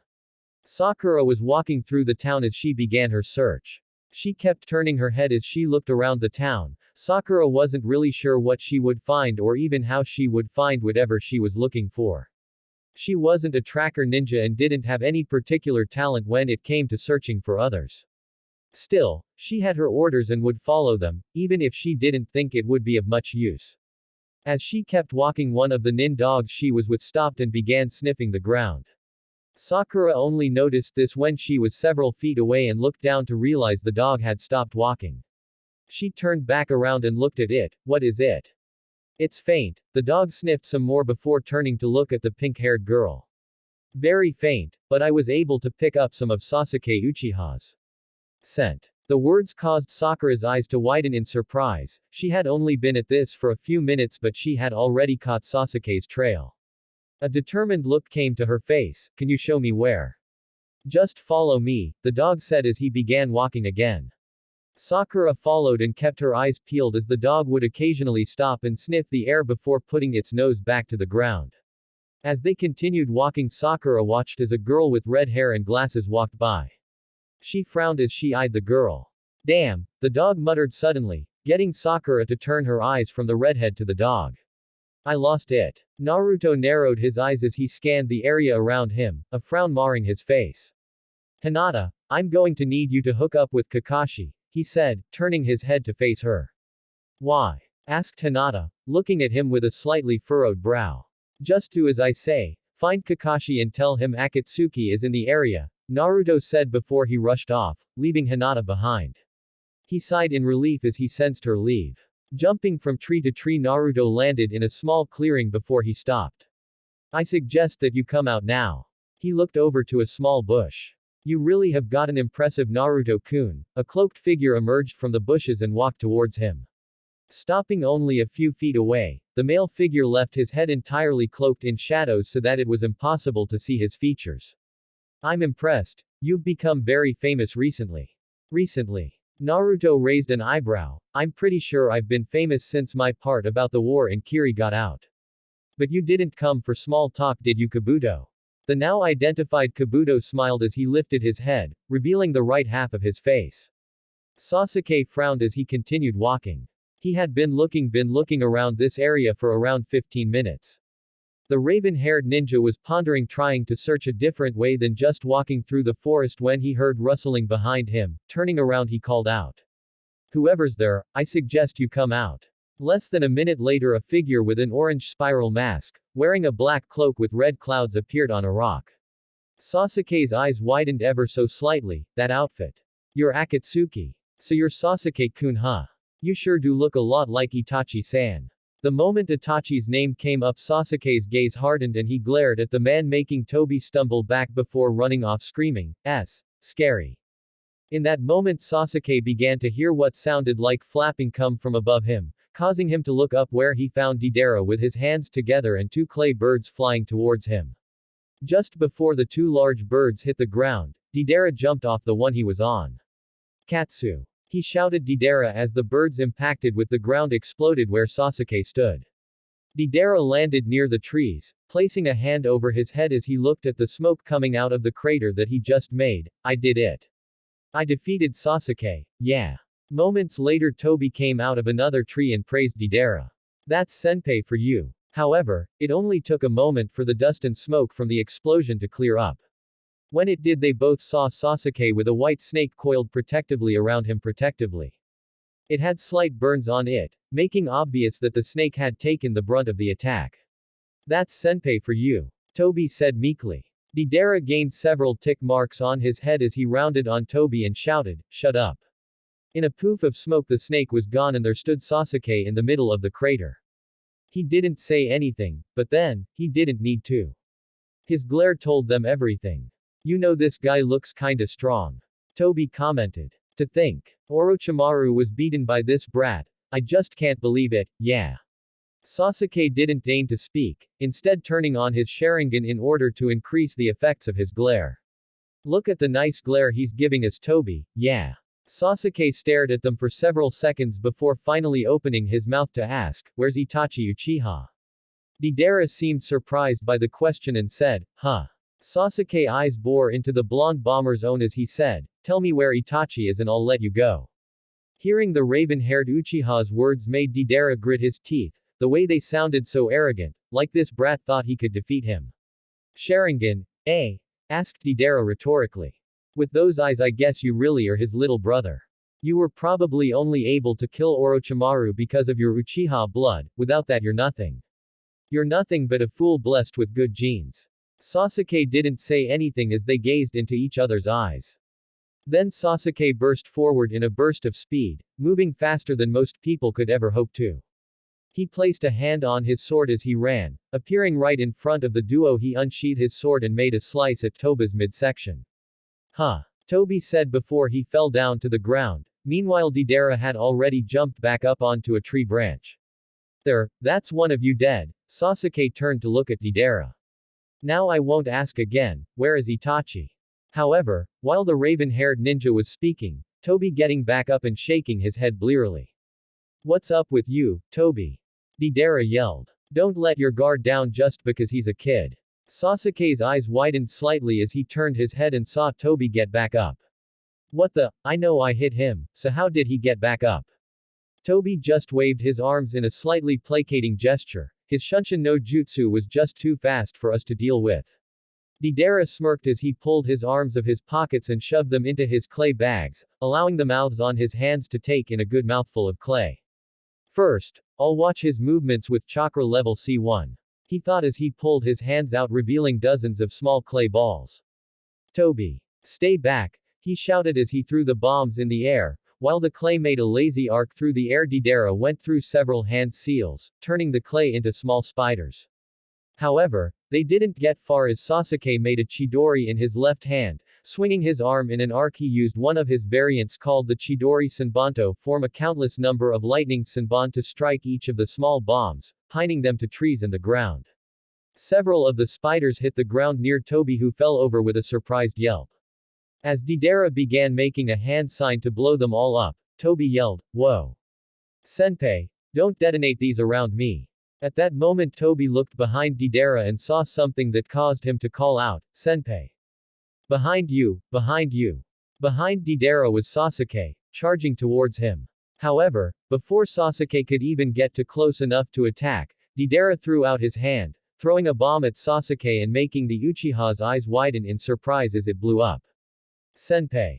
Toby yelled as he saw the area Deidara and Sasuke become the fire zone for a decent-sized explosion. Toby began to make sniffling noises as he bowed his head. He was strict, but a good partner. He sobbed. I shall never forget you, Deidara-senpai. However, before Toby could begin to really bawl his eyes out, Deidara came skidding out from the smoke. The blonde man stood back up and turned a glare on the masked man. Toby, quit your whining, he growled out. He stood back up fully and wiped some sweat from his forehead. Deidara knew he had been lucky to get away from the blast. Relatively unscathed, having been forced to blow up his explosive so close to himself. Though he was sure there was no way Sasuke could survive that. Oh, you're still alive. Toby exclaimed, looking up, most likely to make some exclamation about his senpai being alive. He spotted Sasuke Uchiha out of the corner of his eyes. Deidara turned his head to see Sasuke standing across the clearing, glaring at him. I somehow managed to escape by hiding in the bomb blast. Damn, it's a good thing I kept the chakra level at C1, the blonde bomber thought to himself as he looked over at Sasuke. It would have been embarrassing if he had been killed by his own art and this kid hadn't. He definitely moved swiftly, Deidara said as he reached into his pouches again. Bringing his hands back out, he cupped the clay, which looked less than solid as they began to drop out of his hands. Why don't I try something with a little more kick? The clay landed on the ground and Deidara made a hand sign. There was a large puff of smoke, and when it cleared, Sasuke could see a large dragon appear from within. Ooh. So Deidara-senpai is using one of his special works of art, the C2 dragon, said Toby with what sounded like excitement. So this guy can mold explosive clay using his hands, Sasuke thought as he analyzed the blonde's fighting style. Those palms on his hands look like mouths, that's probably where he molds the clay. You know what to do, Toby. Deidara shouted as he jumped on the dragon. You got it, senpai. Toby shouted, I've got you covered. Deidara made a few hand seals as he shouted to Toby, get ready, Toby-un. The dragon's mouth opened wide and began spewing out dozens upon dozens of basketball-sized claw balls. You know what to do, Toby, so get to it. Yes, sir. Toby saluted to Deidara. Sasuke frowned as he looked at the large creature. If it was like all of the other creations of the blonde bomber, then that meant it was just one big explosive. Crouching down, Sasuke reached behind him and grabbed his sword. He pushed off and burst forward as he pulled his sword from his sheath, getting ready to take out the large creature. Ooh, he's coming, senpai. Get ready to show him the power of your art. Ha! Pop is dead. Deidara shouted as he ignored Toby, my art is super flat. The dragon opened its mouth again, and this time a roughly pterodactyl-shaped clay creature flew out. It came charging towards Sasuke, who ran straight at it, jumping to the left in order to dodge at the last second. However, the creature just turned around and came at him. The raven-haired ninja began to run as the clay creation caught up. With a grin, Deidara brought his hands in a hand sign and shouted, "Katsu." The creature exploded and Sasuke was only just able to jump out of the way in time, spinning through the air and landing on the ground. That was different than the other explosives. "Wait, where's the other one?" asked Sasuke as he looked around the orange-masked man. Growling slightly, he turned his attention back to Deidara. "I'll deal with him later, first I need to get rid of the one that's in the air." He quickly formed a Chidori in his hand and thrust it towards the large dragon-like clay construct. The Chidori took the shape of a sword as it extended itself forward, intent on impaling either Deidara or his flying creature. However, it seemed to be unable to reach either of them, stopping a few feet shy. He was only able to extend his attack for about 5 meters, Deidara thought. Out loud he said, "Isn't that Kakashi's attack? I'll give you some credit for your use of shape manipulation to extend its length, that's pretty impressive." "So he's a long-range fighter." Sasuke dispelled his Chidori and frowned. "He's probably already figured out my range too. He would need to find out this guy's weakness if he wanted to beat him." "What do you want, Kabuto?" asked Naruto as he glared at the white-haired man before him. "Give me one good reason why I shouldn't kill you." He already knew that he was capable of killing Kabuto. For all the white-haired man's boasting, Naruto was far stronger than he was, and they both knew that. "Easy," Kabuto made a placating gesture. "I'm not here to fight. In fact, you could say I'm here to help you." Naruto raised an eyebrow. He rolled his shoulders slightly as Kabuto reached into a pouch, ready to take the man out should he try anything. However, all Kabuto did was pull out a book and toss it to him. "What's this?" asked Naruto, looking at the book with a hint of suspicion. "Just a little something that will help you, I think," Kabuto said cryptically. "It contains all of the information I was able to pick up on Akatsuki and its members." Not trusting the man's words, a Kage Bunshin phased into existence besides Naruto and picked it up, opening the book and reading the first page. The clone seemed to find no threat in it and handed it over to the real Naruto, who took it, before dispelling itself. "Why would you help me?" asked Naruto. His eyes narrowed. "What do you gain out of this?" "I suppose you can call it a present, Naruto-kun," Kabuto said with an eerie-looking smile. "You do realize that it's really creepy to receive a gift from a guy you barely know, right?" said Naruto, his voice holding a mild amount of sarcasm. "Makes one wonder about you. Now how about you tell me the real reason you're giving me this information, Haven't you become the cynical one?" said Kabuto. "Where did that naive attitude of yours go? The one that was also screaming about never forgetting his promises and being Hokage. He grew up and became the person before you," Naruto said before releasing some of his killing intent, though that didn't seem to affect Kabuto. "Now tell me why you're doing this. What do you hope to gain?" "As I said, it's a gift," Kabuto replied, "something I'm giving you as a show of respect. You know, ever since Orochimaru was killed I've been without a purpose." Naruto narrowed his eyes at the words, old words he had heard before. "It wasn't long after his death that I realized I don't know anything about myself. I don't know who I am, or where I come from. All I've got are enemies. Ever since I was a kid I've just gone from village to village, acting as a spy. The concept of what a home really was eluded me. At least, until Orochimaru-sama took me in. But now he's gone too, and I have no idea who I really am. You should know what that's like, Naruto-kun, the pain of not having an identity. Are you Naruto Uzumaki, or are you the Kyuubi? Surely you must have wondered, ask questions, who am I? What am I? When others stared at you with cold hateful eyes." Naruto said nothing as he stared at the man, wondering just where he was going with this. "But you never let that get to you. You grew powerful, powerful enough that you are now one of the most feared men in the world. Naruto Uzumaki Namikaze, the son of the Yondaime Hokage, the Nadaime Kuroi Senku. You stepped out of the shadow of the Kyuubi and now you're looked up to in Konoha. You have friends and learned who you really are." Kabuto reached up and pulled his hood back from his face, though he kept a profile view so that Naruto still could not see the left side of his face. "But I never did that. I never tried to surpass Orochimaru-sama. I simply clung to him, hiding behind his power. So you see, I understand how you feel and it's made me realize that I want to be like you. It was then that Kabuto turned to Naruto and finally showed him the left side of his face. And now I've decided to find a new me. One that surpasses Orochimaru-sama, and I've started by integrating his soul into my body. You gave me the first hint I needed, to find myself a new identity. And for that you have my gratitude, Naruto-kun. Orochimaru-sama was a living symbol of reincarnation, and now he lives inside of me as the existence I must surpass. For the longest time Naruto stared at the white-haired man who had put him through more trouble than he was worth. He gazed at the other half of Kabuto that looked like he had skinned Orochimaru and grafted it onto his face. After what seemed like several minutes but in truth was only a few seconds, Naruto began to laugh. He laughed long and hard. Are you serious? His sides heaved slightly with his uncontrollable laughter. You honestly think you understand me? Wiping a tear from his eye, Naruto sighed before his eyes suddenly went cold. You know nothing about me. You may think you understand, but from what you just said, you really know nothing.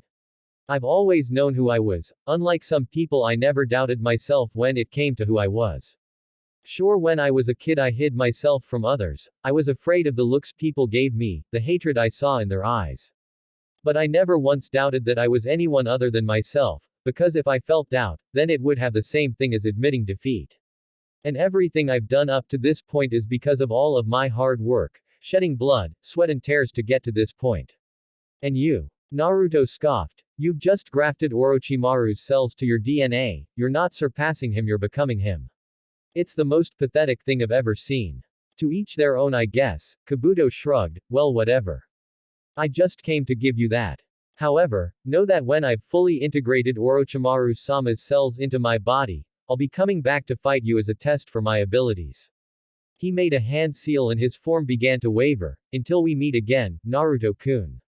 Naruto watched as the white-haired man disappeared. He stared for the longest time before shrugging and heading back into the trees. Hey, Deidara smirked. He made a hand seal and the dragon's tail contracted slightly before its mouth opened. From the opening was another pterodactyl creature. You may be good, but my art packs a punch. The clay construct shot from the mouth of the dragon and flew towards Sasuke. Said Uchiha jumped out of the way just as the creature hit the ground, creating a large explosion and a cloud of dust, of which Sasuke just flew out of.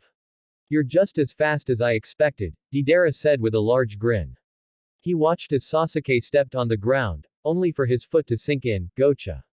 There was another explosion coming from where Sasuke stepped. As Deidara flew overhead, he looked into the dust and smoke his art had caused. I wonder if I killed him. The smoke soon began to clear, letting him know he spoke too soon. What is this? He asked as he saw Sasuke, only he looked different. The rave-haired ninja's his skin had turned dark gray and his hair grew and turned dark blue. His eyes were also dark gray. Additionally, he had grown webbed claw-shaped wings from his back, and a dark, star-shaped mark appeared across the bridge of his nose. I wonder if that's Orochimaru's cursed seal I heard so much about. Just then Toba's head burst out of the ground. Senpai. The clay mines are all set. Well done, Toby. Deidara yelled from his spot on the dragon, now get away from there. Okay. Toby shouted as he waved to Deidara. Sasuke swore as he looked up at Deidara. He's using guided bombs from above and clay mines below. Above him, Deidara was smirking. C2 restricts your movement with mines, allowing me to make pinpoint attacks from the sky. That's the beauty of this combo's attack. You probably know this by now, but there are mines packed all around your feet. One wrong step and you'll blow yourself up. So he's trying to make sure his bombs will hit by restricting my movements, Sasuke thought to himself. He looked up and glared at the blonde bomber, and he's keeping himself out of the range of my attacks. Deidara grinned as he made a hand sign. I wonder, can you dodge all of my attacks from above with those injured feet of yours? Once again the large dragon opened its mouth and another clay creation was formed. This next one will be big, Sasuke watched as the clay creation, much larger than the other ones created so far, was being formed. His wings tensed, an action which didn't go unnoticed by Deidara. Think I'll let you fly away. The large clay creature shot forward, barreling towards Sasuke, who had taken a scroll out from his back. The explosion from the clay bomb was much bigger than the others, and it created a large mushroom cloud of smoke. From within the smoke came the sword Sasuke had been using, spinning as it made a lazy arc through the air before landing tip first in the ground, occasionally sparking with electricity. Hey, Deidara smirked when he saw Sasuke lying on the ground. He was injured, missing one of his wings. It looks like you managed to protect yourself with one of those wings, but with only the one you can't fly anymore. Toby got up from where he had been thrown and shook his fist. That's Deidara-senpai for you. I'll put an end to this one. The blonde bomber made another hand seal and another creature came out from the dragon, this one even bigger than the last. Sasuke looked at it and decided to put his plan into action, pulling on the 2 strings of ninja wire he had. Deidara's eyes widened before he turned to look behind him and saw 2 windmill shuriken flying towards him. He directed his clay dragon to dodge the attacks and grinned as he turned back to Sasuke. Did you really think something like that could hit me? The dragon launched another creature from its mouth, this one even larger than the last, and Sasuke knew he had to move. Pumping chakra through himself, he jumped out of the way and tried to glide across the ground. Deidara smirked when he saw that and made a hand seal. You have no foothold. If you fall anywhere in that minefield, you'll be blown to shit. However, much to Deidara's surprise, if the widening of his one visible eye was anything to go by, Sasuke landed on the sword that was still stuck in the ground. The raven-haired ninja's left hand began to crackle with electricity as he used one foot to stand on the sword. Just as the explosive hit the ground and blew up, he jumped into the air and thrust out his hand, piercing one of the creature's wings. Gritting his teeth, Sasuke used his Chidori blade to slice the clay dragon's wings off. Deidara-senpai's losing his balance. Toby shouted in surprise as the blonde bomber's clay creation began tilting to the right as it felt. Damn it, Deidara cursed as he used chakra to stick to the creature. He purposely stuck his sword into the ground so he wouldn't have to worry about the mines. He tested the presence for landmines and created a foothold. A look of shock came to the blonde's face, the length of the sword, which he used as a foothold, and that jump using his single wing. And he used that position on the ground, and then used that attack with the shuriken to lure me so that I was directly above the sword. The shortest distance that a chakra sword would reach. Deidara's thoughts were cut off as Sasuke sent the 2 shuriken sailing towards him from behind. The blonde only had enough time to look back before they were on him and he was impaled through both arms. Senpai! Toby shouted as he saw what happened. Damn, I can't move. Deidara thought as he tried to move his arms. He grit his teeth as his clay dragon continued to fall. This isn't good. The landmines are directly below me. The dragon hit the ground, setting off the landmines which began to blow up one by one, the explosions increasing in speed and frequency until the entire thing looked like one giant explosion that created a large mushroom cloud of smoke. Toby was forced to cover his face as dirt and debris flew everywhere. When the explosions ended, he looked back and shouted, Senpai. As Sasuke fell through the air, he managed to flip himself around, at the same time going through several hand seals before he thrust out his left hand. Snakes were created and launched from his back, wrapping tightly around a tree and pulling him over to it so he landed in a crouch on the adjacent branch. As soon as he landed, the second stage curse mark moved back into the seal, leaving him looking like he usually did. From within the dust cloud, Deidara's Akatsuki cloak flew out, getting Toby to look at it and shout, You did die by bombing, after all. Deidara-senpai, you fool. Just as Toby said that, Deidara flew out from the smoke on a large clay bird, both his arms were bleeding profusely. Oh. Why, you're still alive. Sasuke grunted as he stood up and looked at Deidara, his Sharingan eyes glaring up at the blonde, stubborn ass. Deidara on the other hand was glaring at Sasuke, remembering how he had just barely escaped his death by placing his feet in the holes on the shuriken and pushing them off. You, stupid brat, he growled, looking into Sasuke's Sharingan eyes. Those eyes, he thought angrily, those eyes are the same as Itachi's. He remembered how he had first gotten forced into Akatsuki. He had been doing his job of creating his art when Akatsuki had come to convince him to join them. He had refused at first, and then Itachi, that red-eyed bastard, had challenged him. Deidara had figured it would be easy. He had even caught Itachi in his trap. Only to find out he had been the one in Itachi's trap the whole time. Everything had been a genjutsu, and he had lost just like that. Itachi had beaten so easily. It made him furious. And now this brat was looking at him with those same eyes. Don't mess with me. Deidara shouted, I'm better than you. He remembered how easily Sasuke had defeated his spiders, my ability is flawless. Unbeatable. He remembered how Sasuke had gone through his clay people, I'm better than you. I can't lose. He remembered how Sasuke had led him right into a trap. But worst off, I can't lose to such a, he remembered those eyes. Brat. Reaching into his pouch, Deidara pulled out a large hand full of clay and began to eat it. Toby said as he raised a hand over his head to shield his eyes, he's eating the clay. Then that means, is he really going to use that? When Deidara had finished eating the clay, he grinned and held his hands in a hand seal, I saved the best for last. With this jutsu, I'll kill you. Toby, get away. The blonde began to inhale a deep breath. Yikes. Toby shouted as he began to jump through the trees, it's the C4 Kurara. Sasuke tensed as he prepared for any attack Deidara could throw at him. What he was not prepared for, however, was the blonde bomber to begin spewing out clay by the bucket load. It came out in a steady stream, hitting the ground and growing, molding, being given form, then shape, then color. When at last the clay had finished forming, it was a giant clay figure in the likeness of Deidara himself. The large clay construct actually sent a thrill of fear through Sasuke.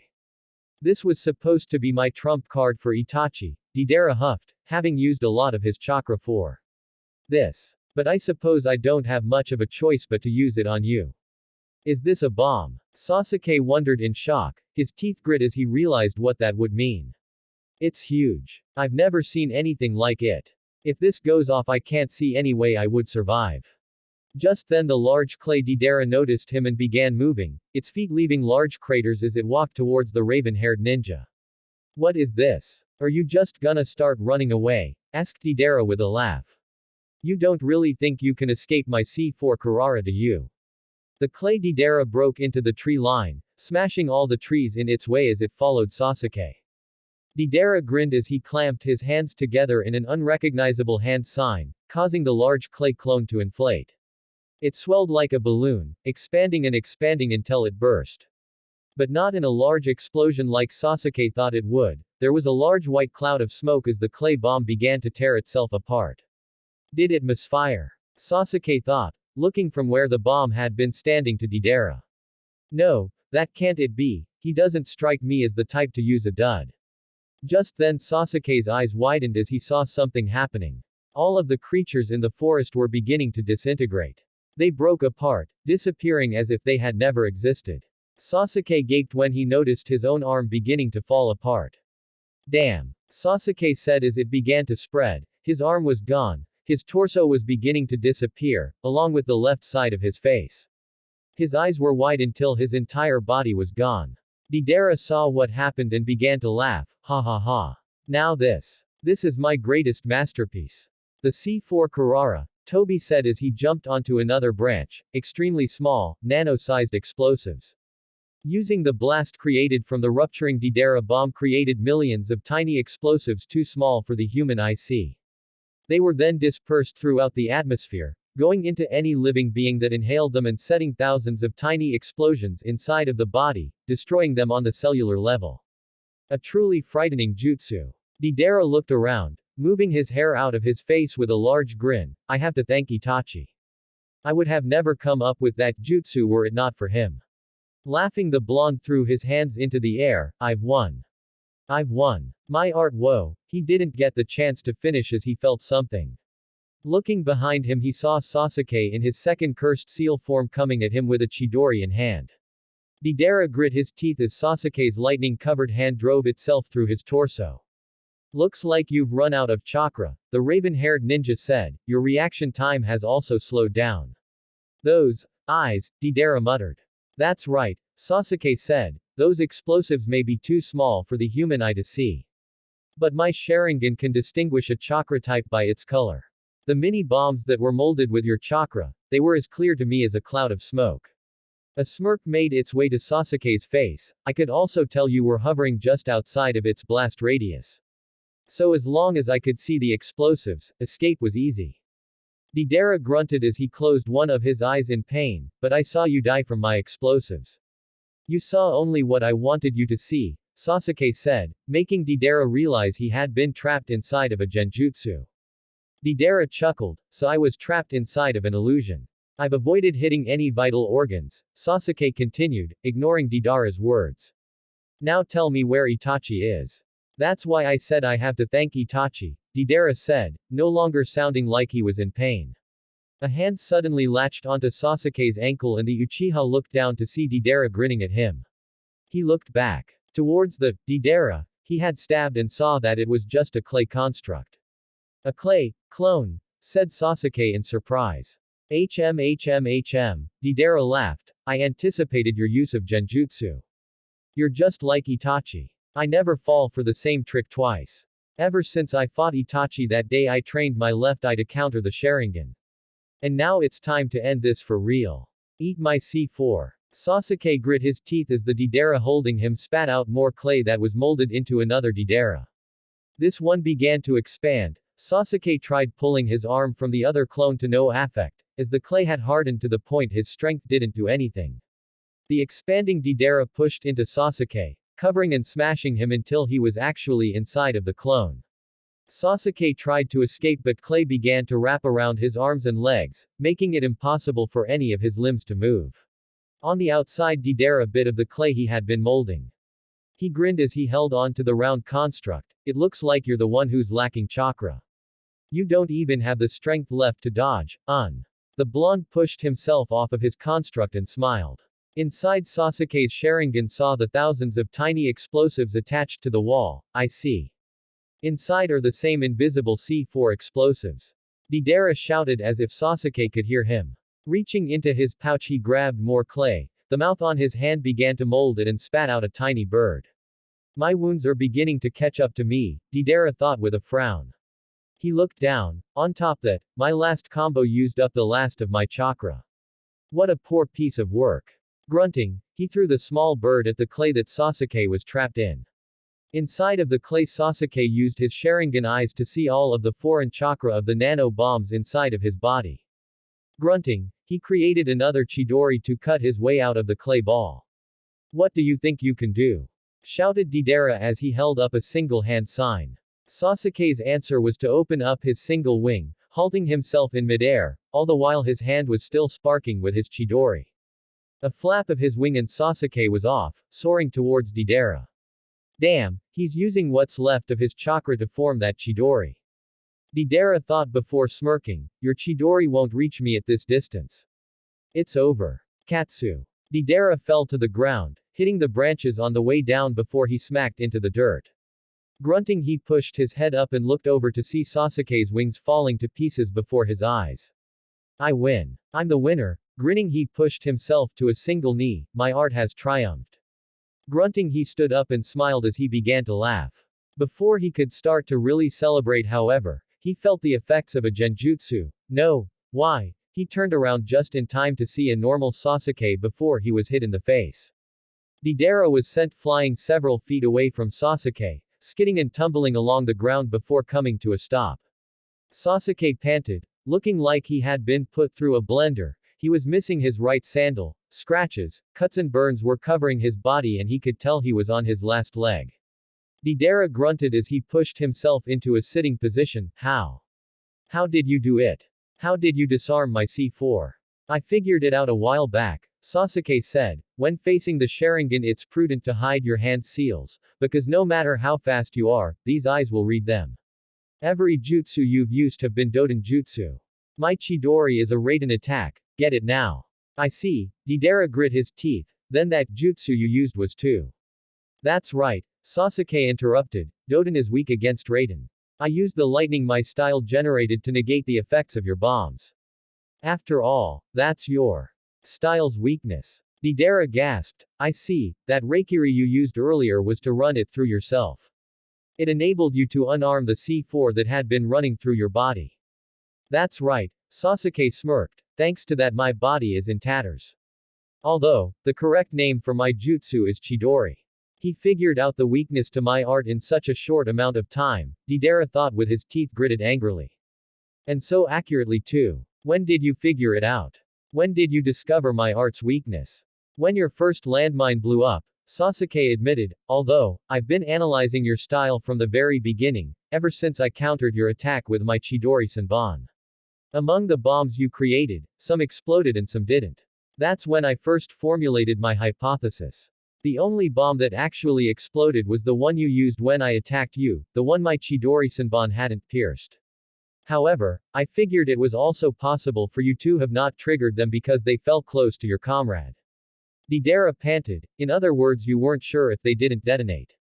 I see, so that's why you tested those two alternatives on the landmines. Exactly. Sasuke stood up a little straighter. I figured if the landmines were self-triggered, then your will was not involved. So I could test my theory to see if my Raiden Jutsu could disarm your bombs. Deidara's eyes widened and Sasuke said, that's right. That time I stuck my sword into the ground I wasn't verifying the location of the landmines. I ran through them with my Chidori running through the sword in order to confirm my theory. But how? How could you pinpoint the location of the landmines so easily? Yelled Deidara. Sasuke smirked. These eyes distinguish chakra by its color. Didn't I tell you that earlier? Deidara's eyes widened as he realized he had been played a fool this whole time. But what would have happened if my landmine had detonated? Well, I figured it either would or it wouldn't. But if it did, I had a backup plan, Sasuke stated, feeling arrogant at the way this man cowered before him, although, I didn't get the chance to demonstrate it.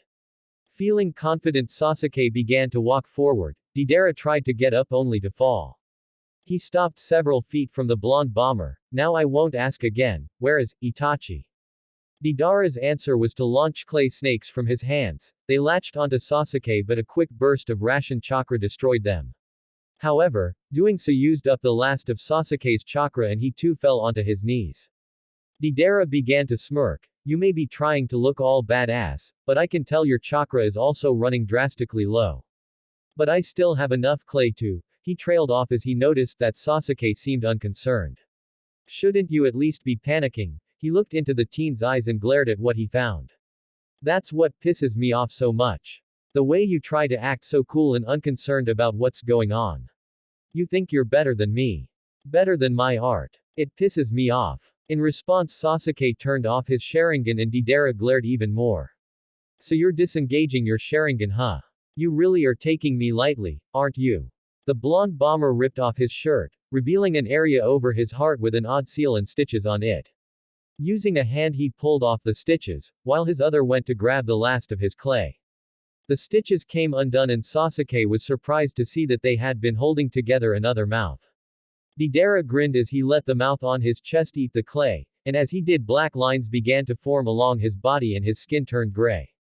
This is my ultimate art, Deidara said, I will detonate myself and with my death, I will become art.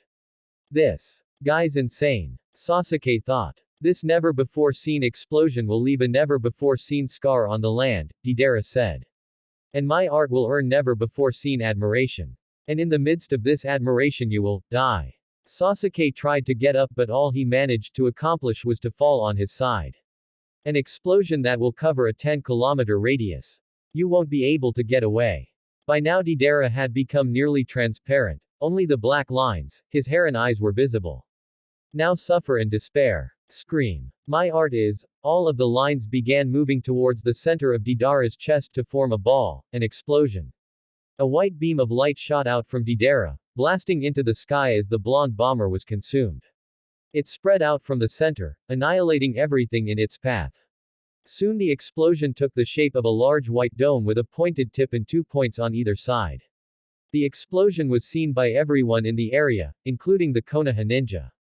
Naruto frowned as he tried to sense out the chakra. He wasn't a sensor type but he had learned to differentiate chakra he had felt before.